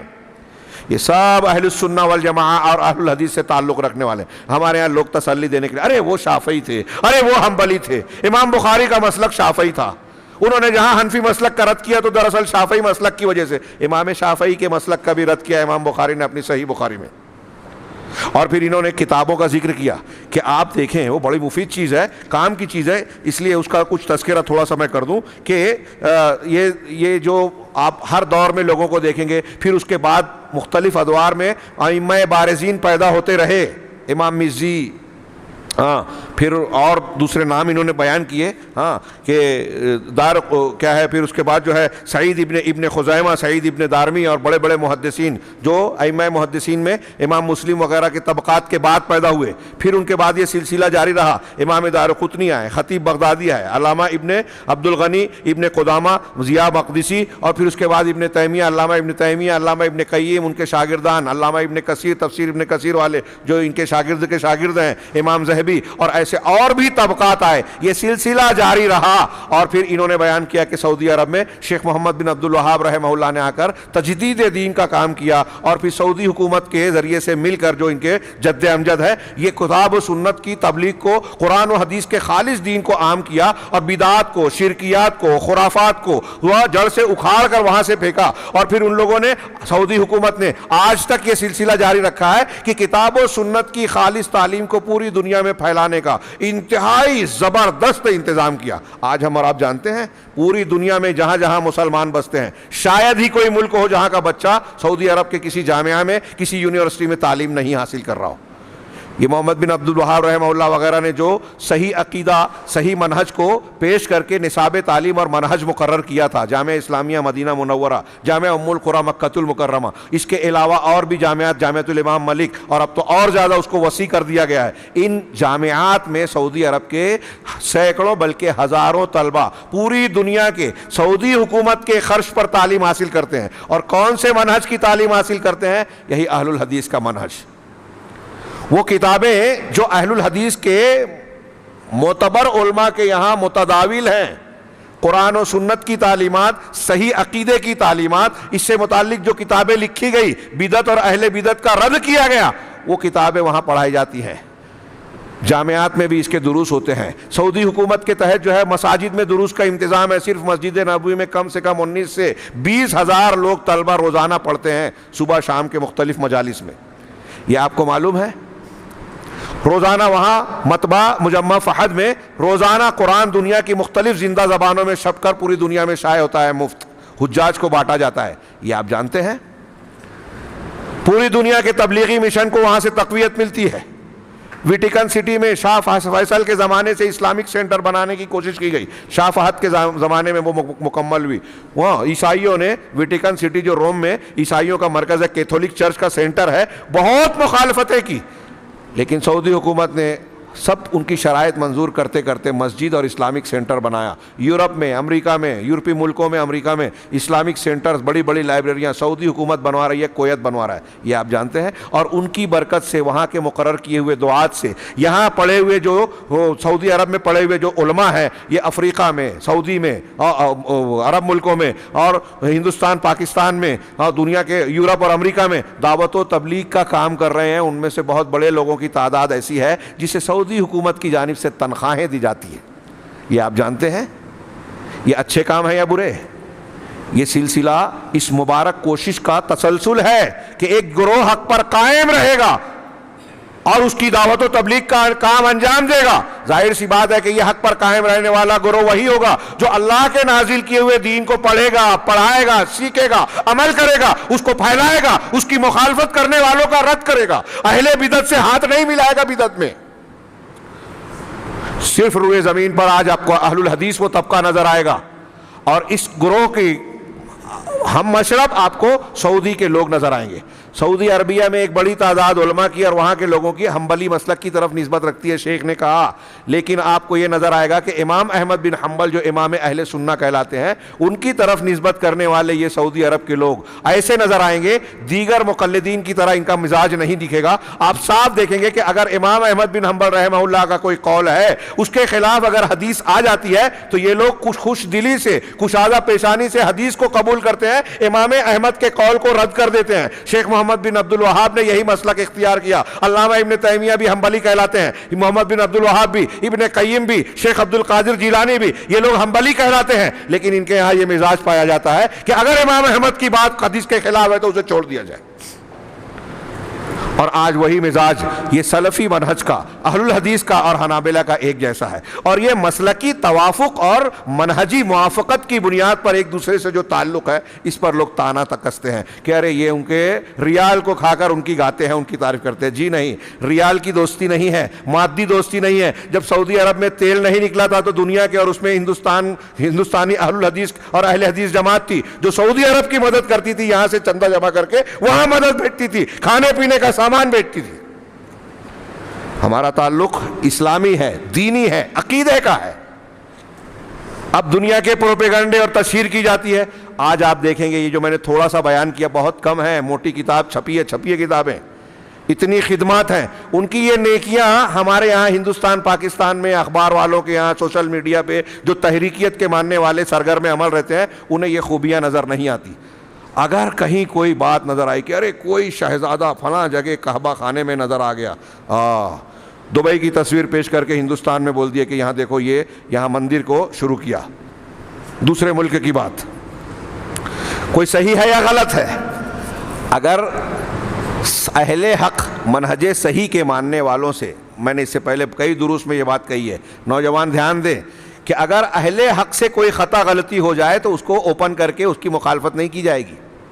ان کی غلطی کو غلطی کرنے کے باوجود ان کا ساتھ دیا جائے گا. ان کو بدنام نہیں کیا جائے گا. اور اہل باطل اور اہل بدعت، ان سے ہم کو ان کی بدعت کی وجہ سے مخالفت کرنی ہے. اب ان کے پاس اگر کوئی صحیح کام ہے تو اس صحیح کام کی حد تک ہم اس کو صحیح کہیں گے، لیکن اس سے موافقت ہاتھ نہیں ملائیں گے. اب یہاں ہم دیکھتے ہیں کہ جو تحریکیت کے ماننے والے اخوان المسلمین، قبر پرست بریلوی حضرات، فلاں اور فلاں، یہ اہل الحدیث سے، سعودی حکومت سے منہج کا اختلاف رکھنے کی وجہ سے نفرت کرتے ہیں. یہ اختلاف اصل میں کیا ہے؟ منہجی ہے، عقیدے کا ہے. لیکن اس کو نکالتے کہاں ہیں؟ سیاسی امور میں. ارے دیکھیے ایسا ہو گیا، وہ دیکھیے سعودی عرب جو ہے وہ امریکہ سے بات کر رہا ہے. اب ہمارے ہاں جو تحریکی جماعت اسلامی کے اور اس قسم کے لوگ جو ہیں، ہاں، قطر کی موافقت کرتے ہیں، ترکی کی موافقت کرتے ہیں. یہ لوگ قبر پرستوں کی، صوفیوں کی موافقت کرتے ہیں. بات میری تھوڑی پھیل گئی. اس میں شیخ کی جو باتیں تھی وہ قابل ذکر تھی کہ اہل باطل کا جو ساتھ دے گا وہ اہل حق کہلا سکتا ہے. روافض شیعہ جو صحابہ کرام کو گالیاں دیتے ہیں، جو قرآن کو نہیں مانتے، جو ہمارے صحابہ کرام جو دین کی بنیادیں ہیں ان کو کافر کہتے ہیں، ان پر لعنت بھیجنا جو ان کے یہاں عبادت ہے، یہ ہمارے تحریکی ان کا ساتھ دیتے ہیں. جماعت اسلامی ہو، اخوان المسلمین کے لوگ ہوں. ہاں، سید قطب کے تعلق سے آگے جو ہے میں کچھ اقتباسات پڑھنا چاہوں گا اس میں سے. ہاں، تو یہ لوگ کیا اہل حق ہو سکتے ہیں؟ اور یہ جو ساتھ دے رہے ہیں، جو آج دنیا میں یہ طریقہ اختیار کیا گیا کہ سعودی حکومت اہل الحدیث کی مخالفت کی جا رہی ہے اور اہل باطل کی موافقت کی جا رہی ہے. داعش پیدا ہوئے، فوراً الزام لگا دیا کہ داعش اہل حدیث ہے، جبکہ وہ لوگ اگر آپ کھنگالیں گے تو پہلے دن سے یہ نظر آتا تھا کہ یہ مسلمانوں کے خلاف ایک سازش کا حصہ ہیں. اور اس کو امریکہ، برطانیہ، موساد جو اسرائیل کی خفیہ ایجنسی ہے، ان لوگوں نے مل کر بنایا. اور اس میں خود ہیلری کلنٹن وزیر خارجہ رہتے ہوئے کہتی ہے کہ اس کو بنانے میں ہماری مدد اخوان المسلمین کے لوگوں نے کی ہے.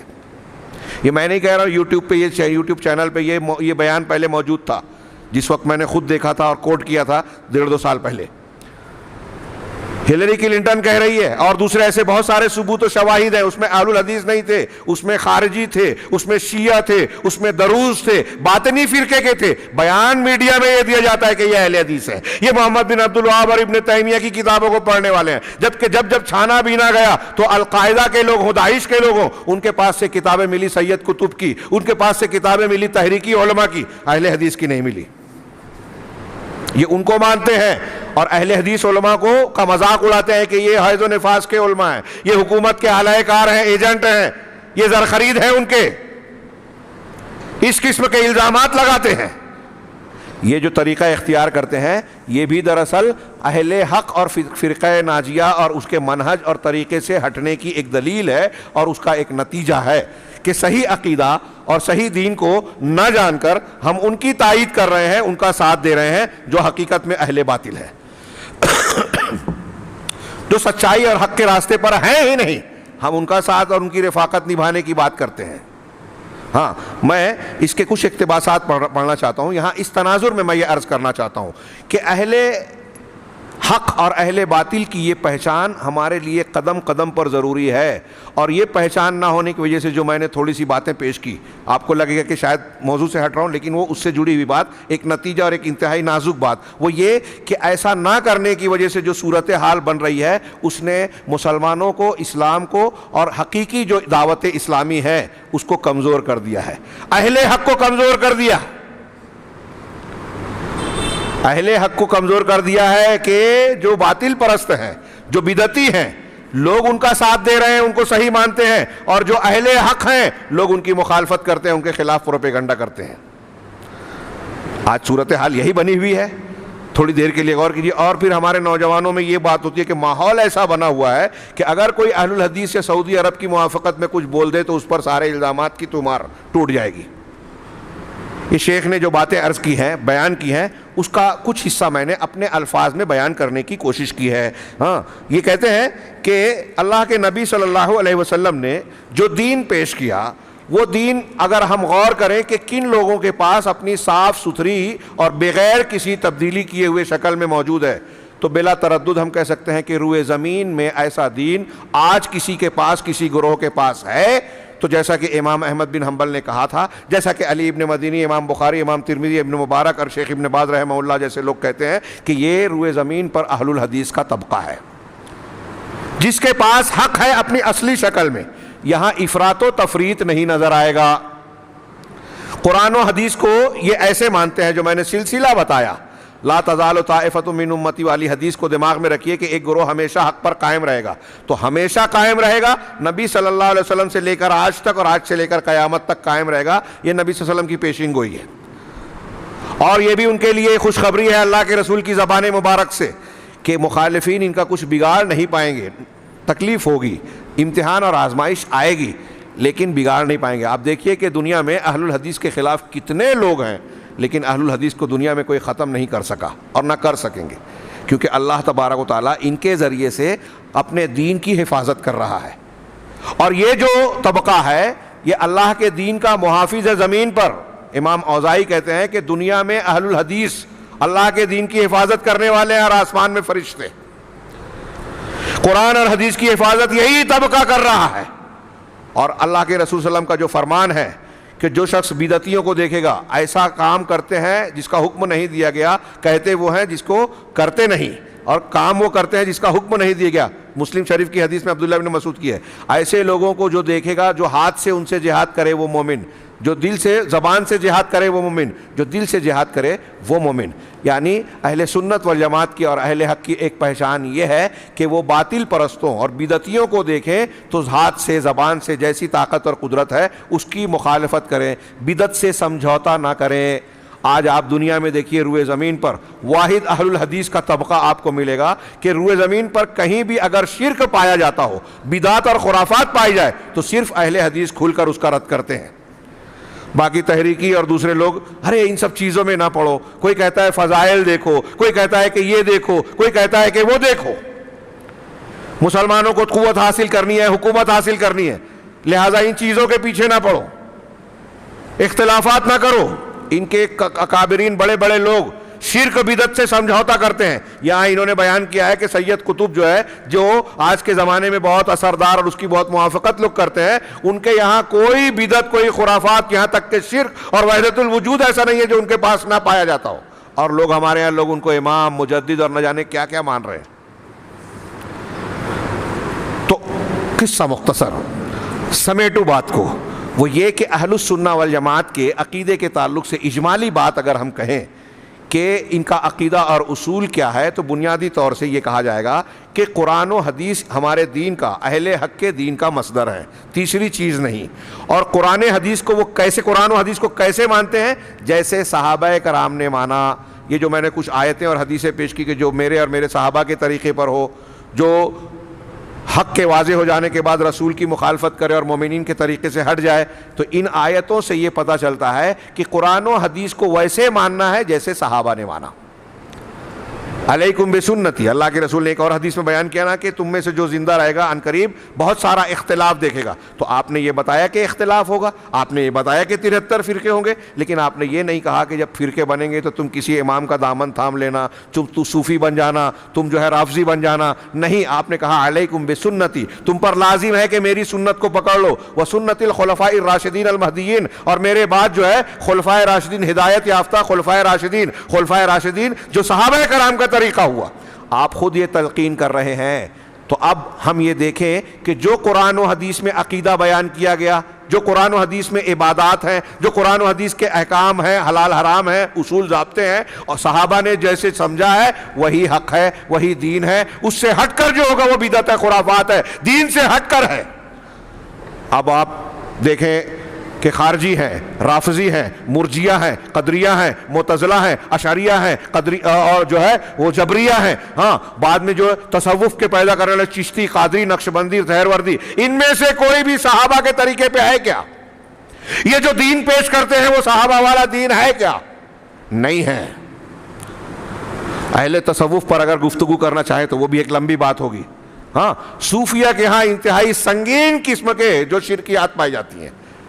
وحدت الوجود کا عقیدہ، حضرت عیسیٰ کے اندر عیسائیوں نے مانا کہ اللہ تعالیٰ نے حلول کیا، تو اللہ نے قرآن میں کہا کہ وہ کافر ہے۔ ہاں، یہ صوفی سب میں اللہ کو مانتے ہیں کہ دنیا کی ہر چیز میں اللہ تعالیٰ موجود ہے۔ یہ کتنے بڑے کافر ہوئے۔ یہ ہندوؤں کا عقیدہ ہے شنکراچاریہ جو ان کی تاریخی شخصیت پہلی گزری ہے نا، اس نے اپنشد کی تشریح جو ہے اسی وحدت الوجودی عقیدے کی بنیاد پہ کی ہے، اور اسی اپنشد کی نظریے کے مطابق صوفیوں نے ابن عربی، حلاج، منصور ابن حلاج، ان لوگوں نے جو ہے اسلام میں جو ہے وحدت الوجود کے عقیدے کو پھیلا دیا، اور آج جتنے بھی تصوف کے سلسلے تقریباً سب حلول و اتحاد کو مانتے ہیں۔ انتہائی سنگین قسم کی گمراہی جو ہمارے ارد گرد پائی جاتی ہے، بہت سے لوگ آنکھ بند کر کے اسے سمجھتے ہیں کہ نیکی ہے اور دین سمجھ کر قبول کر رہے ہیں۔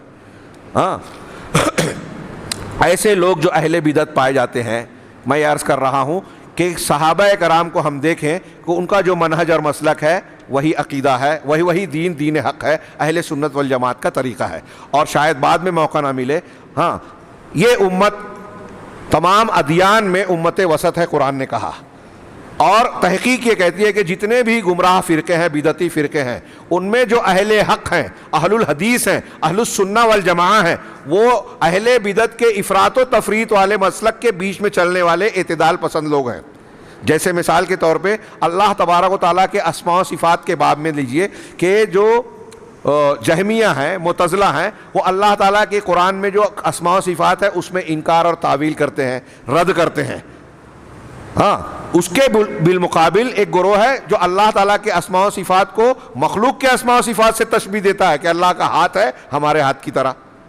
یہ دونوں گمراہ ہیں، کفر میں مبتلا ہیں۔ اہل سنت والجماعت دونوں کے بیچ میں اعتدال، اللہ کی صفات کو مانتے ہیں اور مثال کی تردید کرتے ہیں۔ کیوں؟ اس لیے کہ قرآن میں اللہ نے کہا لیس کمثلہ شیء وہو السمیع البصیر، اللہ کے جیسا کوئی نہیں اور وہ سننے والا دیکھنے والا ہے۔ ایک طرف سننے والا دیکھنے والا بھی کہا، دوسری طرف کہا اس کے جیسا کوئی ہے بھی نہیں۔ اس کا مطلب یہ کہ ہم ان صفات کو مانتے ہیں اور ساتھ میں یہ کہتے ہیں کہ اللہ سننے والا دیکھنے والا ہے، لیکن اس کے جیسا سننے والا کوئی نہیں، کوئی اس کے جیسا سن نہیں سکتا، وہ کسی کے جیسا نہیں ہے، اس کا سننا دیکھنا کامل ہے، مخلوق کا انتہائی ناقص ہے۔ تو یہ دونوں گروہوں کے بیچ میں ہے۔ جبریہ قدریہ ایک تقدیر کو مانتا ہے، ایک تقدیر کو اس کا پورا انکار کرتا ہے۔ اہل سنت والجماعت دونوں کے بیچ میں ہے۔ خوارج نواصب صحابہ کرام کے بارے میں، ایک صحابہ کرام کو برا بھلا کہتا ہے اہل بیت کی محبت کے نام پر، ایک اہل بیت کو برا بھلا کہتا ہے صحابہ کی موافقت کرتا ہے نواصب۔ اہل سنت والجماعت دونوں کے بیچ میں ہے کہ اہل بیت کو بھی مانتے ہیں، صحابہ کو بھی مانتے ہیں، اور دونوں کے جو مقام ہے ان کو ان مقام پر رکھتے ہیں۔ اسی طریقے سے ایمان کے معاملے میں، ایمانیات کے معاملے میں، ایمان میں کیا کیا چیزیں شامل ہیں؟ خارجی وعیدیہ ہیں، مرجی جو ہے وعدیہ ہے۔ یہ آپ شاید ہو سکتا ہے نہ سمجھیں، یعنی خوارج کے یہاں یہ عقیدہ ہے کہ اگر کسی شخص نے کبیرہ گناہ کا ارتکاب کر لیا تو وہ اسلام سے خارج ہو جاتا ہے، مطلب جھوٹ بولا اگر، زنا کیا اگر، تو وہ کافر ہو گیا اور اسی پہ مر گیا تو کبھی جہنم سے نہیں نکلے گا۔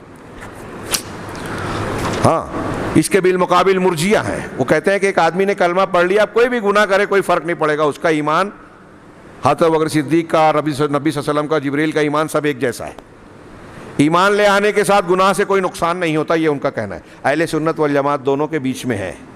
خارجیوں کی طرح ارتکاب کبیرہ پر ایک انسان کو کافر نہیں کہتے، بلکہ کہتے ہیں کہ وہ مسلمان تو ہے لیکن فاسق ہے، گنہگار ہے۔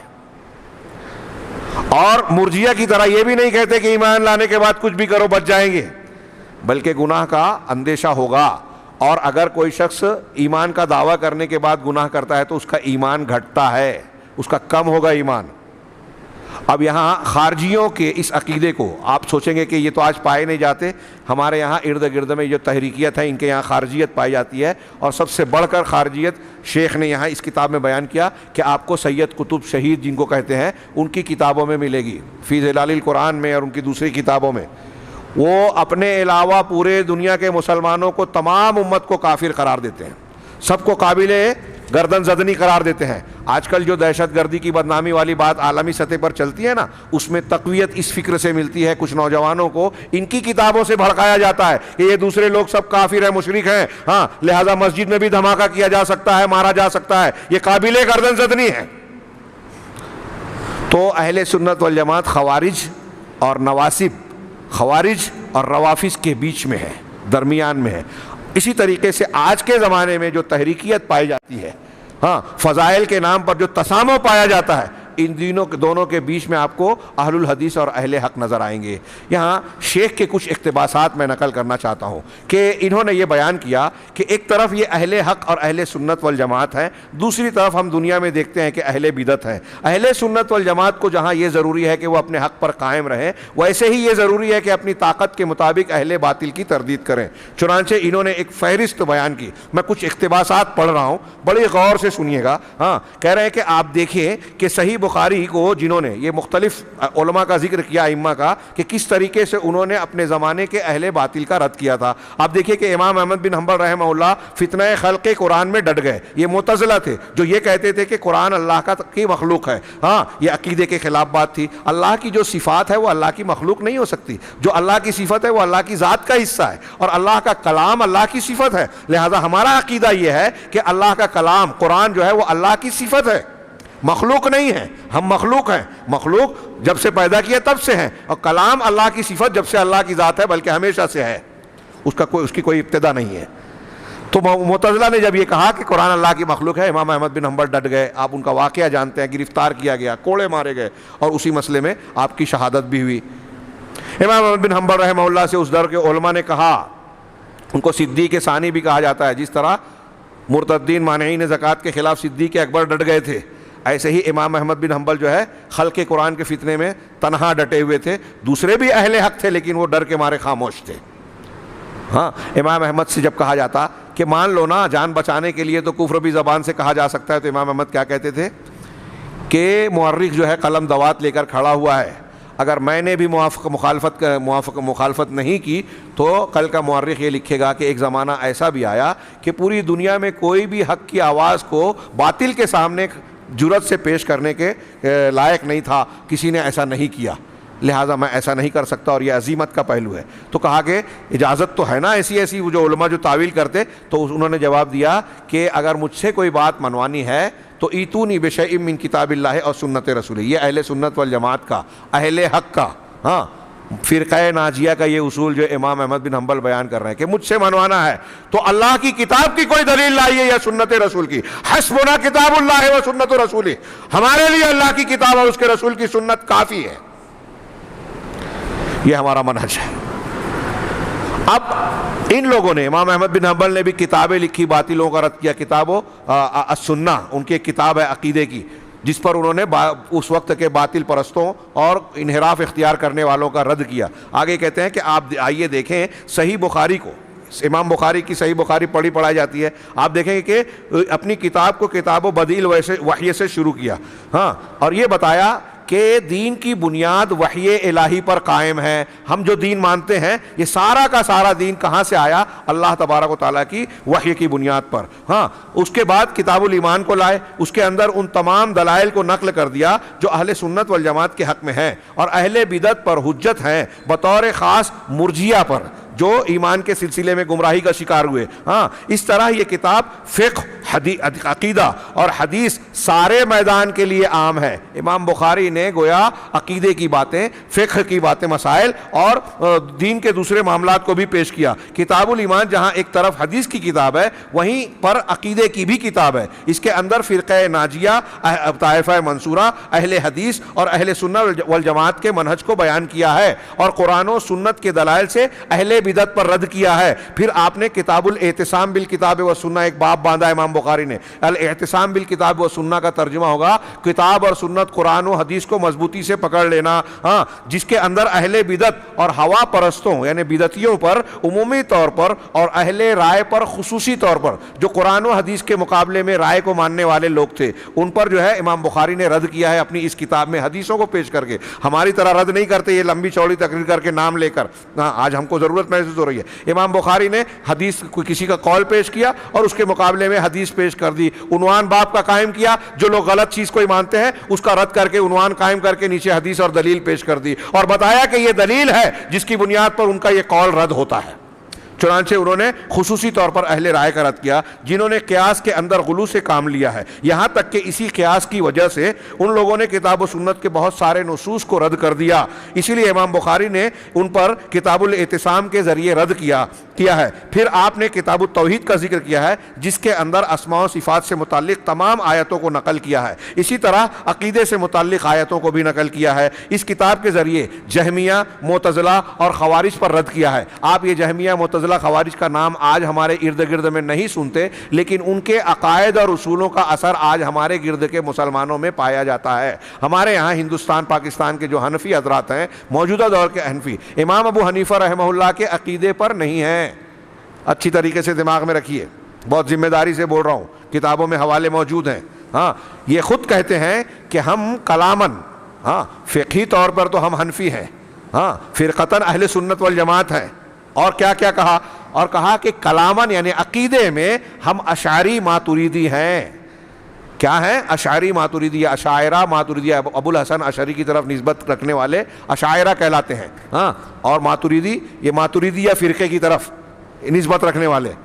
ایک شخص گزرا ہے ماتریدی، اس کی طرف نسبت، اور ایک کلابیہ ایک فرقہ کہلاتا ہے۔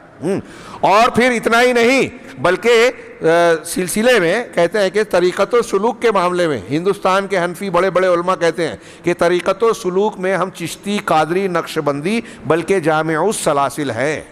تو یہ جو تصوف کا چشتی، قادری، نقش بندی کو مانتے ہیں، عقیدے میں اشعری ماتریدی کو مانتے ہیں، ان میں جو عقیدے اور طریقے پائے جاتے ہیں، یہ جو جملہ کہہ رہا ہوں اچھی طریقے سے اس کو سمجھیں، ذہن میں رکھیں کہ ان میں جو عقائد اصول پائے جاتے ہیں وہ دوسری قرآن، حدیث، صحابہ کے عقائد اصول سے ابھی ہٹیے، امام ابو حنیفہ رحمہ اللہ کے اقوال اور فرمودات کے مطابق وہ گمراہی ہیں۔ امام ابو حنیفہ کہتے ہیں کہ جو شخص یہ کہے کہ اللہ عرش پر نہیں ہے وہ کافر ہے۔ حاصل بتا رہا ہوں۔ اور یہاں اشعریت، ماتریدیت اور صوفیوں کے یہاں اگر آپ جا کے سوال کیجئے، آج آپ پوچھئے ہندوستان کے بہت سارے حنفی مسلمانوں سے کہ اللہ کہاں ہے، تو جواب دیں گے ہر جگہ ہے۔ بچوں، یہ بچے جو ہیں ادھر ادھر بات کر رہے ہیں، میں ایک سوال کر رہا ہوں، اللہ کہاں ہے؟ منہ سے بولیے جی، ماشاءاللہ۔ اللہ عرش پر مستوی ہے۔ دیکھیے ہمارے ہاں بچہ بول رہا ہے اللہ کا احسان و کرم ہے، احسان و کرم ہے کہ اللہ اپنی ذات، پورا جواب پھر سے میں دے رہا ہوں، اب دماغ میں رکھیے گا، یہ اب آئندہ کوئی پوچھے تو یہ کہیے کہ اللہ اپنی ذات کے ساتھ عرش پر مستوی ہے، قائم ہے۔ اب یہ پورا نہیں ہوا۔ اللہ اپنی ذات کے ساتھ کہاں ہے؟ عرش پر، اور علم اور قدرت کے ساتھ ہر جگہ ہے، کائنات میں ہر جگہ ہے۔ وَأَحَاطَ كُلَّ شَيْءٍ عِلْمًا، اللہ نے ہر چیز کو علم کے اعتبار سے گھیر رکھا ہے۔ اب یہ ایک موضوع ہے اپنی جگہ پر، اپنے مقام پر، کبھی موضوع رہا، موقع ملا تو ہم بیان کریں گے، دوسرے علماء کرام بیان کریں گے۔ یہ میں نے ایک مثال دی کہ حضرت امام ابو حنیفہ رحمہ اللہ کا جو عقیدہ ہے اس کے برخلاف آج ان کی طرف فقہ میں نسبت رکھنے والے احناف کا عقیدہ ان کے خلاف ہے۔ یہ وہ عقیدہ مانتے ہیں جس کو امام ابو حنیفہ کفر کہہ رہے ہیں۔ سوچئے، علامہ ابن تیمیہ نے لکھا ہے، میں یہ کئی مرتبہ پیش کیا ہوں، کہ یہ کتنی عجیب بات ہے، تعجب کی بات ہے کہ ایک آدمی اپنے آپ کو فقہ میں جس امام کی طرف نسبت رکھتا ہے اور عقیدے میں جس امام کی طرف نسبت رکھتا ہے، ان دونوں اماموں کا معاملہ کیا ہے کہ یہاں یہ والا امام اس امام کو گمراہ کہتا ہے، یہ والا امام اس امام کو جو ہے کافر اور گمراہ کہہ رہا ہے۔ امام ابو حنیفہ رحمہ اللہ کا جو عقیدہ ہے وہ اس عقیدے کے امام کے ہاں گمراہی ہے، اور اس امام کا جو عقیدہ ہے وہ اس امام کے نزدیک گمراہی ہے۔ یہ کتابوں میں موجود ہے، اور یہ دونوں کو مان کے لے کے چل رہے ہیں، دونوں کی گمراہیاں سمیٹ رہے ہیں۔ ابھی ہماری بات چھوڑ دیجیے، ہم کو بیچ سے نکال دیجیے، تو آپ کے امام کو گمراہ اور کافر کہہ رہے ہیں۔ سوچئے تھوڑی دیر کے لیے کتنی عجوبہ کاری ہے۔ تو میں عرض کر رہا تھا کہ یہ جو جہمیہ، معتزلہ، قدریہ، ان سب کا نام ہم لیتے ہیں تو آپ اور ہمارے دماغ میں یہ بات آتی ہے کہ ان کے نام آج نہیں ہے، ان کا نام نہیں ہے، لیکن ان کے اصول پائے جاتے ہیں۔ مسلمانوں میں آج بہت سارے طبقات، منکرین حدیث کی شکل میں، مقلدین کی شکل میں، تحریکیت کی شکل میں ایسے گروہ پائے جاتے ہیں جو ان گزشتہ زمانے کے گمراہ فرقوں اور بدعتی فرقوں کے عقائد و اصول کو اپنائے ہوئے ہیں۔ شیخ نے اس میں ذکر کیا ہے کہ یہ جو معتزلہ ہیں، جہمیہ ہیں، اور دو چار نام جو خوارج کے ہیں، نواسب کے ہیں، یہ بدعت کے بنیاد اور جڑ ہیں. اور آپ دیکھیں گے کہ بدعتوں کی جتنی بھی شاخیں اور فرقے پیدا ہوئے دنیا کے اندر, یہ سب کے سب اصل میں لوٹ کر انہی 4-5 فرقوں کی طرف پلٹتے ہیں. روافض, خوارج, جہمیہ, معتزلہ, ہاں انہی کی طرف سب پلٹتے ہیں. ان کے پھیلے ہوئے اصول لوٹ کر انہی کی طرف آتے ہیں. چنانچہ امام بخاری نے ان سب کا رد کیا. یہ اہل سنت والجماعت کا طریقہ ہے کہ قرآن و حدیث کو مانتے ہیں, اسے بیان کرتے ہیں, قرآن و حدیث کے خلاف اگر کوئی کچھ پیش کر رہا ہے تو اس کا رد کرتے ہیں. تبھی تو قرآن و حدیث کی حفاظت ہوگی. جو لوگ باطل کا, بدعت کا رد نہیں کریں گے, جو لوگ شرک کا, بدعت کا رد نہیں کریں گے, وہ دین کی خدمت نہیں کرتے. ہمارے یہاں لوگ بولتے ہیں صرف فضائل دیکھو, اختلاف میں مت پڑھو, شرک کو کوئی کر رہا ہے, بدعت کوئی کر رہا ہے, اس میں مت پڑھو, ہاں میٹھی میٹھی سنتوں پر عمل کرو, اس کے آداب کیا ہیں, اس کی فضیلت کیا ہے. یہ دین نہیں ہے. ہاں اگر ایک آدمی سیدھے بائیں ہاتھ سے کوئی حرام چیز کھا رہا ہے, پی رہا ہے, شراب پی رہا ہے, تو کیا آپ اس کو یہ بتائیں گے کہ آپ سیدھے ہاتھ سے پینے کی فضیلت ہے, شراب سیدھے ہاتھ سے پیجیے؟ ہاں یہ کہیں گے کہ حرام چیز جو ہے سور کا گوشت تو آپ الٹے ہاتھ سے مت کھائیے, سیدھے ہاتھ سے کھانے کی فضیلت ہے, یہ بولیں گے؟ نہیں نا. کیا بولو گے اس کو کہ یہ حرام ہے؟ تو یہ تو مسئلہ ہو گیا. اور ہمارے یہاں کچھ لوگ, ایک بہت بڑا طبقہ تبلیغ کا کام کر رہا ہے اور کہتا ہے ہم مسائل میں نہیں پڑھتے. آپ اگر مسئلہ نہیں جانتے, آپ کو اگر نماز پڑھنے کا طریقہ نہیں معلوم, تو نماز کی فضیلت کیسے آئے گی؟ آپ کو اگر اللہ کے رسول صلی اللہ علیہ وسلم کی سنت کا علم نہیں ہے تو سنتوں کے فضائل اور برکات کیسے ملیں گے؟ لہٰذا فضیلت حاصل کرنے کے لیے پہلے مسئلہ جاننا پڑے گا. کل کا درس, کل کا عنوان ہے میرا علم, اس میں شاید یہ کچھ باتیں آئیں. علم بہت ضروری ہے, صحیح علم قرآن و حدیث کا, اسی کو ہدایت کہا گیا ہے, اس کی تعلیم دی گئی ہے کہ آپ دعا مانگے, اللہم انی اسألک الہدی والتقی والعفاف والغنی. میں ہدایت مانگتا ہوں, صحیح علم مانگتا ہوں. اب صحیح علم نہیں ہے, گمراہی کو دین سمجھ رہے ہیں, بدعت کو سنت سمجھ رہے ہیں. تو امام بخاری نے ان سب فرقوں کا رد کیا جنہوں نے عقیدے کے باب میں انحراف کیا ہے. اس طرح یہ محدثین اپنی کتابوں میں صرف اس لیے حدیثوں کو نقل نہیں کرتے کہ انہیں صرف یاد کیا جائے. ہاں محدثین صرف اس لیے نہیں نقل کرتے کہ یاد کیا جائے, بلکہ عقیدے کے ابواب میں, حلال و حرام کے باب میں, عبادت و معاملات اور دین کے دیگر معاملات میں فقہ اور سمجھ حاصل کرنے کے لیے نقل کرتے ہیں یہ محدثین. اسی طرح امام مسلم نے کتاب الایمان کا ذکر کیا ہے, اسے جب آپ پڑھیں گے, صحیح مسلم میں کتاب الایمان پڑھیے, تو اس میں آپ کو اندازہ ہوگا کہ امام شیخ محمد بن عبد الوہاب رحمہ اللہ نے اپنی کتابوں میں اسی سے اکثر نصوص سے استفادہ کیا ہے. اور امام محمد بن عبد الوہاب نے کتاب التوحید اور دوسری کتابیں لکھ کر جو اپنے دور میں عقیدے کی اصلاح کی. جب امام شیخ محمد بن عبد الوہاب آئے تھے سعودی عرب میں, تو اس وقت وہاں بھی قبروں کی پوجا ہوتی تھی, لوگ غاروں پر جاتے تھے, مختلف جو ہے قبوں اور مزارات پر جا کے اپنی حاجت پیش کرتے تھے, مشکلات کا حل چاہتے تھے. ہر قسم کی شرکیات اور خرافات کا دورہ تھا دنیا میں. پختہ قبر, مسلمانوں کی تاریخ میں پختہ قبر اور قبر پرستی کا آغاز شیعوں نے کروایا. یہ وہاں عام تھی, آج ہمارے یہاں عام ہے. شیخ محمد بن عبد الوہاب رحمہ اللہ کی قربانیاں اور دعوت دیکھیے. انہوں نے جو کتابیں لکھی, جو کام کیا, جو سمجھایا, تو اس میں جو طریقہ انہوں نے اختیار کیا, یہ امام بخاری, امام مسلم کی کتاب کا زیادہ تر استفادہ کیا انہوں نے. شیخ الاسلام علامہ ابن تیمیہ, ابن قیم کی کتابوں کا استفادہ کیا. تو کہتے ہیں کہ کتاب الایمان بھی کتاب التوحید ہے جو شیخ محمد بن الوہاب اور دوسرے علماء نے لکھی. توحید العبادہ, عبادت کی توحید, اسماء و صفات کی توحید. اسی طرح شیخ الاسلام محمد بن عبد الوہاب نے امام ابن مندہ کی کتاب التوحید اور محمد بن اسحاق کی کتاب التوحید سے بھی استفادہ کیا. یہ دو نام میں نے لیے, یہ دو بڑے بڑے اہل سنت والجماعت کے امام ہیں, ابن مندہ اور ابن اسحاق. انہوں نے عقیدے کی کتابیں لکھی. عقیدے کی کتابوں کی ایک لمبی چوڑی فہرست ہے. شیخ الاسلام محمد بن عبد الوہاب ایمان کے باب میں کوئی نئے نہیں ہیں. آپ سے پہلے اس باب میں کتاب اللہ اور سنت رسول سب سے مشہور ہے, رسول صلی اللہ علیہ وسلم سب سے مشہور ہے. اور تمام ائمہ اسلام نے اس باب میں کچھ نہ کچھ تحریر کیا جن کے اندر بدعات اور گمراہیوں پر رد موجود ہے. ساتھ ہی سنت کے علم کو بلند کیا گیا اور یہ زمانے کے ہر مرحلے میں پایا گیا. آپ اللہ کے رسول کے دور سے آج تک کا دور دیکھیں گے, ہر زمانے میں ایسے علماء پیدا ہوئے جنہوں نے عقیدے کی کتابیں لکھی, منہج کی کتابیں لکھی, حق کو پیش کیا, اہل بدعت کا رد کیا. امام بخاری نے صحیح بخاری کے علاوہ خلق و افعال العباد کی بھی تالیف کی, جس کے اندر جہمیہ پر رد کیا ہے اور ان لوگوں پر جو خلق قرآن کا عقیدہ رکھتے ہیں، ان کی تکفیر کی ہے اور ان کے کفریات کو نقل کیا۔ صحیح بخاری کا آخری باب جس کو کتاب التوحید کرتے ہیں، کتاب الرد علی الجہمیہ کے عنوان سے، اس میں ہر باطل فرقے کا رد کیا، ان کی تکفیر کی ہے، ہاں جو خوارج وغیرہ، کیونکہ ان لوگوں نے اللہ تعالیٰ کے علو اور عرش پر مستوی ہونے کو نقل کیا ہے۔ اس کتاب کے اندر سلف کے اقوال کو نقل کیا ہے۔ سعید بن عامر سے نقل ہے کہ انہوں نے کہا میں نے جہمیہ سے برا کسی کو نہیں دیکھا، کیونکہ یہود و نصارہ اور تمام ادیان کے ماننے والے اس بات پر متفق ہیں کہ اللہ آسمان میں اور عرش پر مستوی ہے۔ یہود و نصارہ بھی یہ مانتے ہیں کہ اللہ تعالیٰ آسمان میں ہے، عرش کے اوپر ہے، ہاں، لیکن اور یہ لوگ کہتے ہیں کہ وہ ہر جگہ موجود ہے، جیسا کہ ابھی میں نے بیان کیا، ہاں۔ اور امام مالک سے نقل کیا ہے کہ آپ سے اس شخص کے بارے میں سوال کیا گیا جو خلق قرآن کا عقیدہ رکھتا ہے کہ قرآن پیدا کیا گیا ہے، مخلوق ہے، تو امام مالک نے فرمایا کہ وہ کافر ہے، اگر توبہ کر لے تو ٹھیک، ورنہ اسے قتل کر دیا جائے گا۔ آج ہمارے یہاں جن لوگوں سے کچھ لوگ متاثر ہیں، جس میں سید قطب کا بھی آگے انہوں نے ذکر کیا، وہ قرآن کو مخلوق مانتے ہیں، جس کو امام مالک کہہ رہے ہیں کہ اگر ایسا کوئی عقیدہ رکھے تو وہ کافر ہو جائے گا۔ عبد الرحمن بن مہدی سے سوال کیا گیا اور ان کے علاوہ بہت سے لوگوں سے سوال کیا گیا، سب کو امام بخاری نے نقل کیا، تو ان سب نے خلق قرآن کا عقیدہ رکھنے والوں کی تکفیر کی، یعنی انہیں کافر قرار دیا۔ اسی طریقے سے وہ کہتے ہیں کہ اسی طرح امام بخاری کے علاوہ امام بغوی نے اپنی کتاب شرح السنہ کے مقدمے میں بھی نقل کیا ہے۔ اس کتاب میں 150 صفحات کے اندر ایسے عقیدے کے بارے میں بطور تمہید کے، ہاں، اسی طرح یعنی عقیدے کے بارے میں باتیں بیان کی گئی ہے بطور تمہید، اسی طرح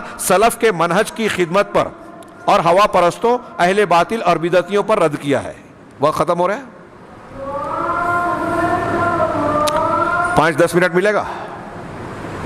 محترم حاضرین، یہ اذان سے پہلے کچھ اقتباسات یا نمونے جو شیخ نے پیش کیے، میں اس کو پیش کر رہا تھا، اس کو چھوڑ کر پھر اس کے بعد شیخ نے یہ دلیلیں دی کہ قرآن میں اللہ تعالیٰ نے، پھر رسول اللہ صلی اللہ علیہ وسلم نے اہل بدعت اور گمراہ لوگوں سے آگاہ کیا ہے۔ یہ ردود اور تردید کوئی ہماری اختیار کی ہوئی چیز نہیں ہے۔ بعض چیزیں ایسی ہوتی ہیں کہ ان کو نظر انداز کیا جائے، لیکن اگر کوئی بدعت، کوئی بدعقیدگی، کوئی ایسی چیز جو مسلمانوں کے گمراہ ہونے کا سبب بن سکتی ہے، تو تمام اہل حق مسلمانوں کا یہ فرض بنتا ہے کہ وہ اس کو ظاہر کریں، بے نقاب کریں اور لوگوں کو آگاہ کر کے ان کے دین و ایمان کو بچائیں۔ اس دین و ایمان کو بچانے میں دنیا کی ہدایت کی حفاظت بھی ہے اور آخرت میں نجات کی حفاظت بھی ہے۔ یہ بہت ضروری چیز ہے، لہٰذا بدعات کا رد، خرافات کا رد ضروری ہے، اور یہ نبی کریم صلی اللہ علیہ وسلم کے بعد صحابہ، تابعین، تبع تابعین، محدثین، ائمہ کرام اور اس کے بعد کے تمام کبار علماء اہل سنت والجماعت نے کیا۔ اس کا کچھ نمونہ یہ پیش کر رہے تھے، اور پھر انہوں نے جو کچھ حدیثیں پیش کی کہ اللہ کے نبی صلی اللہ علیہ وسلم نے ان بدعتیوں کے بارے میں، خوارج کے بارے میں کہا کہ تم انہیں جہاں پاؤ قتل کرو، ہاں، کیونکہ ان کے قتل سے قاتل کو قیامت کے دن اجر و ثواب ملے گا۔ ایسی کچھ حدیثیں نقل کرنے کے بعد شیخ کے 1.5-2 صفحات کی باتیں میں آپ کے سامنے پڑھنا چاہتا ہوں، 5-7 منٹ میں انشاءاللہ سمیٹیں گے۔ یہ کہہ رہے ہیں شیخ کہ اللہ کے رسول تو یہ کہہ رہے ہیں کہ اہل بدعت کے ساتھ یہ سلوک کرو، ان کا ساتھ مت دو، قتل کر دو، یہ کر دو، لیکن آج ہم دیکھ رہے ہیں کہ کچھ لوگ ان بدعتیوں کو پناہ دیتے ہیں، کچھ تو ان کی سرپرستی کرتے ہیں اور کچھ ان کا اور ان کے بدعات کا دفاع کرتے ہیں، جبکہ یہ صحابہ کو گالی دیتے ہیں۔ ایران کے روافض صحابہ کو گالی دیتے ہیں۔ ابو لولو فیروز جو حضرت عمر کا قاتل ہے، اس کے مقام کو بہت بڑا زیارت کا مقام بنا رکھا ہے۔ میں نے خلد آباد میں تقریر کرتے ہوئے ایک کتاب کی تصویریں پیش کی تھی، جو اس کا گیٹ اور اس کا بہت بڑا، شیعہ حضرات بڑی تعداد میں وہاں جاتے ہیں زیارت کرنے اور اس کو بابا فیروز کہتے ہیں۔ ابو لولو فیروز کو بہت بڑا بابا مانتے ہیں اور وہاں اس کا طواف کرتے ہیں اور نہ جانے کیا کیا خرافات، اور اللہ کے رسول صلی اللہ علیہ وسلم کے صحابہ کرام کو برا بھلا کہتے ہیں۔ تو کہہ رہے ہیں کہ جو صحابہ کو گالی دے رہے ہیں، ہمارے جماعت اسلامی والے، اخوان المسلمین، مرسی کی حکومت آئی تو وہ ان سے دوستی گانٹ رہا ہے، ان کی سرپرستی کر رہا ہے، ان کے مقابلے میں اہل الحدیث اور سلفیوں کو جو آنکھیں دکھائی جاتی ہے، جملے کسے جاتے ہیں، دھمکیاں دی جاتی ہے، تو یہ کہہ رہے ہیں کہ کچھ تو ان کی سرپرستی کرتے ہیں اور کچھ ان کا اور ان کے بدعات کا دفاع کرتے ہیں، جبکہ یہ صحابہ کو گالی دیتے ہیں، انبیاء کو برا بھلا کہتے ہیں، وحدت الوجود کے قائل ہیں۔ ہندوؤں کا عقیدہ اور صوفیوں کا عقیدہ جو ہمارے یہاں وحدت الوجود، یہ سب سے گھناؤنا شرک اور کفر ہے۔ کبھی موقع رہا تو تفصیل آپ کو بیان کریں گے، یا آپ اپنے علماء سے پوچھئے کہ وحدت الوجود کے قائل ہیں، اشتراکیت کا عقیدہ رکھتے ہیں، ان کے علاوہ بھی بہت کچھ ہے، پھر بھی ایسے لوگوں کا یہ پرچار کرتے ہیں اور انہیں مجدد دین و ملت کہتے ہیں۔ ہمارے ہاں یہ جو اشارہ کر رہے ہیں سید قطب اور ایسی شخصیات کی طرف کہ یہ ان کے یہاں وحدت الوجود ہے، قرآن کو مخلوق کہتے ہیں، ہاں وحدت الوجود کا عقیدہ سورہ اخلاص کی تشریح میں انہوں نے بیان کیا. اشتراکیت ہے. یہود و نصارہ کی فکر کو فلسفے کی تشریح کرتے ہوئے وہ سید قطب نے یہ بیان کیا کہ اسلام جو ہے وہ یہود اور کیا ہے جو ان کی جو سوشلزم ہے اور جمہوریت ہے اس کا ملاپ کر کے کامل شکل میں پیش کیا گیا. اسلام کو وہ یہود و نصارہ کے پیش کیے ہوئے فکر کا کامل نمونہ کہتا ہے وہ آدمی. ہاں یہ خود بجائے خود کفر کی جیسی بات ہے. تو کہہ رہے ہیں جبکہ ان کے پاس خوارج سے بھی زیادہ بدعات پائی جاتی ہیں. جدید دور کی خارجیت. آگے شیخ نے کئی اقتباس میں کہا, شاید ہم وہ نہ پڑھ سکیں, ہاں کہ جو اس وقت کے خارجی تھے جن کو رسول اللہ صلی اللہ علیہ وسلم نے کہا تھا کہ ان کو اگر پانا تو قتل کر دینا, اس دور کے خارجیوں کے مقابلے میں آج سید قطب کی فکر والے جو خارجی ہیں, جو دنیا کے تمام مسلمانوں کو ایک طرف کافر کہہ کے خارجی منہج کو اختیار کرتے ہیں, مسلم حکومتوں مسلم علماء کے خلاف جو ہے وہ خارجیوں کی طرح روش اختیار کرتے ہیں, وہیں ان کے یہاں شرک اور بدعت کی انتہائی گھناؤنی شکل پائی جاتی ہے. شیخ ربیع نے کہا کہ اس دور کے خارجیوں میں یہ شرک نہیں تھا, پھر بھی اللہ کے رسول نے کہا کہ یہ سب سے برے مخلوق ہیں, سب سے برے لوگ ہیں. اور اس دور کے خارجیوں میں سید قطب جیسے لوگوں میں تو خارجیت کی فکر کے ساتھ ساتھ شرک ہے, وحدت الوجود ہے, اشتراکیت کا عقیدہ ہے, قرآن کو خلق مخلوق کہنے کا قول موجود ہے, صحابہ کرام کو انبیاء کرام کو برا بھلا کہنے کی عبارتیں موجود ہے, انبیاء کرام کو بھی نہیں بخشا. ان کی تفسیر کو دیکھیے, انہوں نے بیان کیا ہے. تو یہ کہتے ہیں آخر ہم اس فرقہ ناجیہ کے مقابلے میں کہاں پہنچ چکے ہیں. آج بہت سارے نوجوان ان سے متاثر ہیں, سوشل میڈیا پہ دیکھ سکتے ہیں. اللہ کی قسم, شیخ کہتے ہیں اللہ کی قسم, جو روافظ سے دوستی کرے وہ روافظ جو رسول اللہ صلی اللہ علیہ وسلم کے ساتھیوں پر طعن کرتے ہیں, اور جو صوفیوں سے دوستی کرے ان کے تمام اباطیل اور خرافات کے باوجود اور ان کا دفاع کرے اور اہل سنت پر الزام لگائے, کیا وہ بھی انہی میں سے نہیں ہے؟ کیا وہ باطل کا ساتھ دینے والا نہیں ہے؟ آج ترکی کی جو حکومت ہے طیب اردوغان کی, قبر پرست اور تصوف کی جو ہے وہ جو ہے سرپرستی کرنے والی لوگ اس کا ساتھ دیتے ہیں, سعودی عرب کی مخالفت کرتے ہیں. ایران کی رافضی حکومت کا ساتھ دے رہے ہیں یہ تحریکی, اور سعودی کی مخالفت کرتے ہیں. ان کے کارنامے نظر نہیں آتے, ان کی خرابیاں نظر نہیں آتی. آگے کہہ رہے ہیں جو اہل بدعت سے دوستی کرے جن کی کتابیں کفریہ گمراہیوں سے بھری ہوئی ہیں, پھر بھی ان سے دوستی کا مظاہرہ کرے, ان کے دفاع میں جان دینے کے لیے تیار رہے اور ان لوگوں کے خلاف لڑائی کے لیے تیار ہو جو ان بدعتیوں پر نقد کرے, ان کے شر و فتن سے لوگوں کو آگاہ کرے, یعنی اہل الحدیث ان کی بدعات کو واضح کرے, رسول اللہ صلی اللہ علیہ وسلم اور سلف کے منہج کو پر عمل کرتے ہوئے پھر بھی یہ آ کر الٹا انہی پر الزام لگائیں جو صحیح کام کر رہے ہیں, ہاں, اور ان کے خلاف پروپیگنڈا کرتے ہوئے کہیں کہ اہل سنت ہم ہیں, ہم اللہ کے مددگار ہیں, سید قطب مجدد ہیں, البنا حسن البنا مجدد ہیں, المودودی جو ہے مجدد ہیں, حالانکہ یہ سب بدعتی اور گمراہ ہیں. یہ شیخ ربیع کہہ رہے ہیں. سید قطب اور حسن البنا اور مودودی کا نام انہوں نے لیا. اللہ کی قسم اس وقت کے, یہ چند جملے بہت غور سے سن لیں, ہم ختم کر رہے ہیں. اللہ کی قسم اس وقت کے خوارج ان بدعات اور گمراہیوں تک نہیں پہنچے تھے جہاں تک یہ لوگ پہنچ چکے ہیں. یہ ان کی کتابیں ہیں. میں چیلنج کرتا ہوں کہ جن خوارج سے سیدنا علی نے قتال کیا اور جنہیں سب سے بری مخلوق کہا گیا, ان کے پاس وہ گمراہیاں نہیں تھی جو آج سید قطب جیسے خوارج میں پائی جاتی ہیں. آج کے خوارج کی بدعات کو اگر شمار کریں گے تو سب کو ایک ساتھ سید قطب کے اندر پائیں گے. آگے انہوں نے وضاحت بھی کی ہے اور ان کے کچھ اقوال کو بھی پیش کیا ہے, لیکن ہمارے پاس وقت نہیں ہے. جنہوں نے سید قطب نے اپنے اندر تمام بدعتوں کو جمع کر لیا اور پھر انہیں اپنی کتابوں میں انڈیل دیا, تمام بدعتوں کو جمع کیا. میں نے اس سے پہلے گلبرگہ میں اور شولہ پور میں کچھ تقریریں کی, وہاں ان کے کچھ منہج کو بتاتے ہوئے ذکر کیا تھا کہ ان کے یہاں خوارج کا انحراف بھی پایا جاتا ہے, صوفیوں کا بھی پایا جاتا ہے, وحدت الوجود بھی پایا جاتا ہے, اللہ تبارک و تعالیٰ کے اسماء و صفات کے بارے میں بھی گمراہی پائی جاتی ہے, اور باطنی فرقوں کی طرح سریت رازداری کر کے مسلمانوں کے خلاف چپکے سے رات کے اندھیرے میں سازش کرنا. ہمارے جو نوجوان ان سے متاثر ہوتے ہیں وہ بھی اس میں پڑ جاتے ہیں. یہ ساری گمراہیاں اور ایسی اور بھی بہت ساری چیزیں ان کے یہاں پائی جاتی ہے. اسی کو شیخ ربیع یہ فرما رہے ہیں کہ انہیں جنہوں نے اپنے اندر تمام بدعتوں کو جمع کیا اور پھر انہیں اپنی کتابوں میں انڈیل دیا ہے. یہاں کوئی یہ نہ سوچے کہ سید قطب یا ان کے ماننے والوں کا تو ہمارے اندر تذکرہ نہیں ہے, مولانا یہ کیوں بیان کر رہے ہیں, اس کو کیوں پیش کر رہے ہیں. ان کے اثرات آج ہمارے یہاں سوشل میڈیا کے ذریعے, تحریکی فکر کے ذریعے, اور جو کچھ جماعتیں ہمارے یہاں پائی جاتی ہیں جو ان سے متاثر ہیں, ان کے ذریعے سے ہمارے نوجوانوں پر اس فکر کے اثرات ہیں.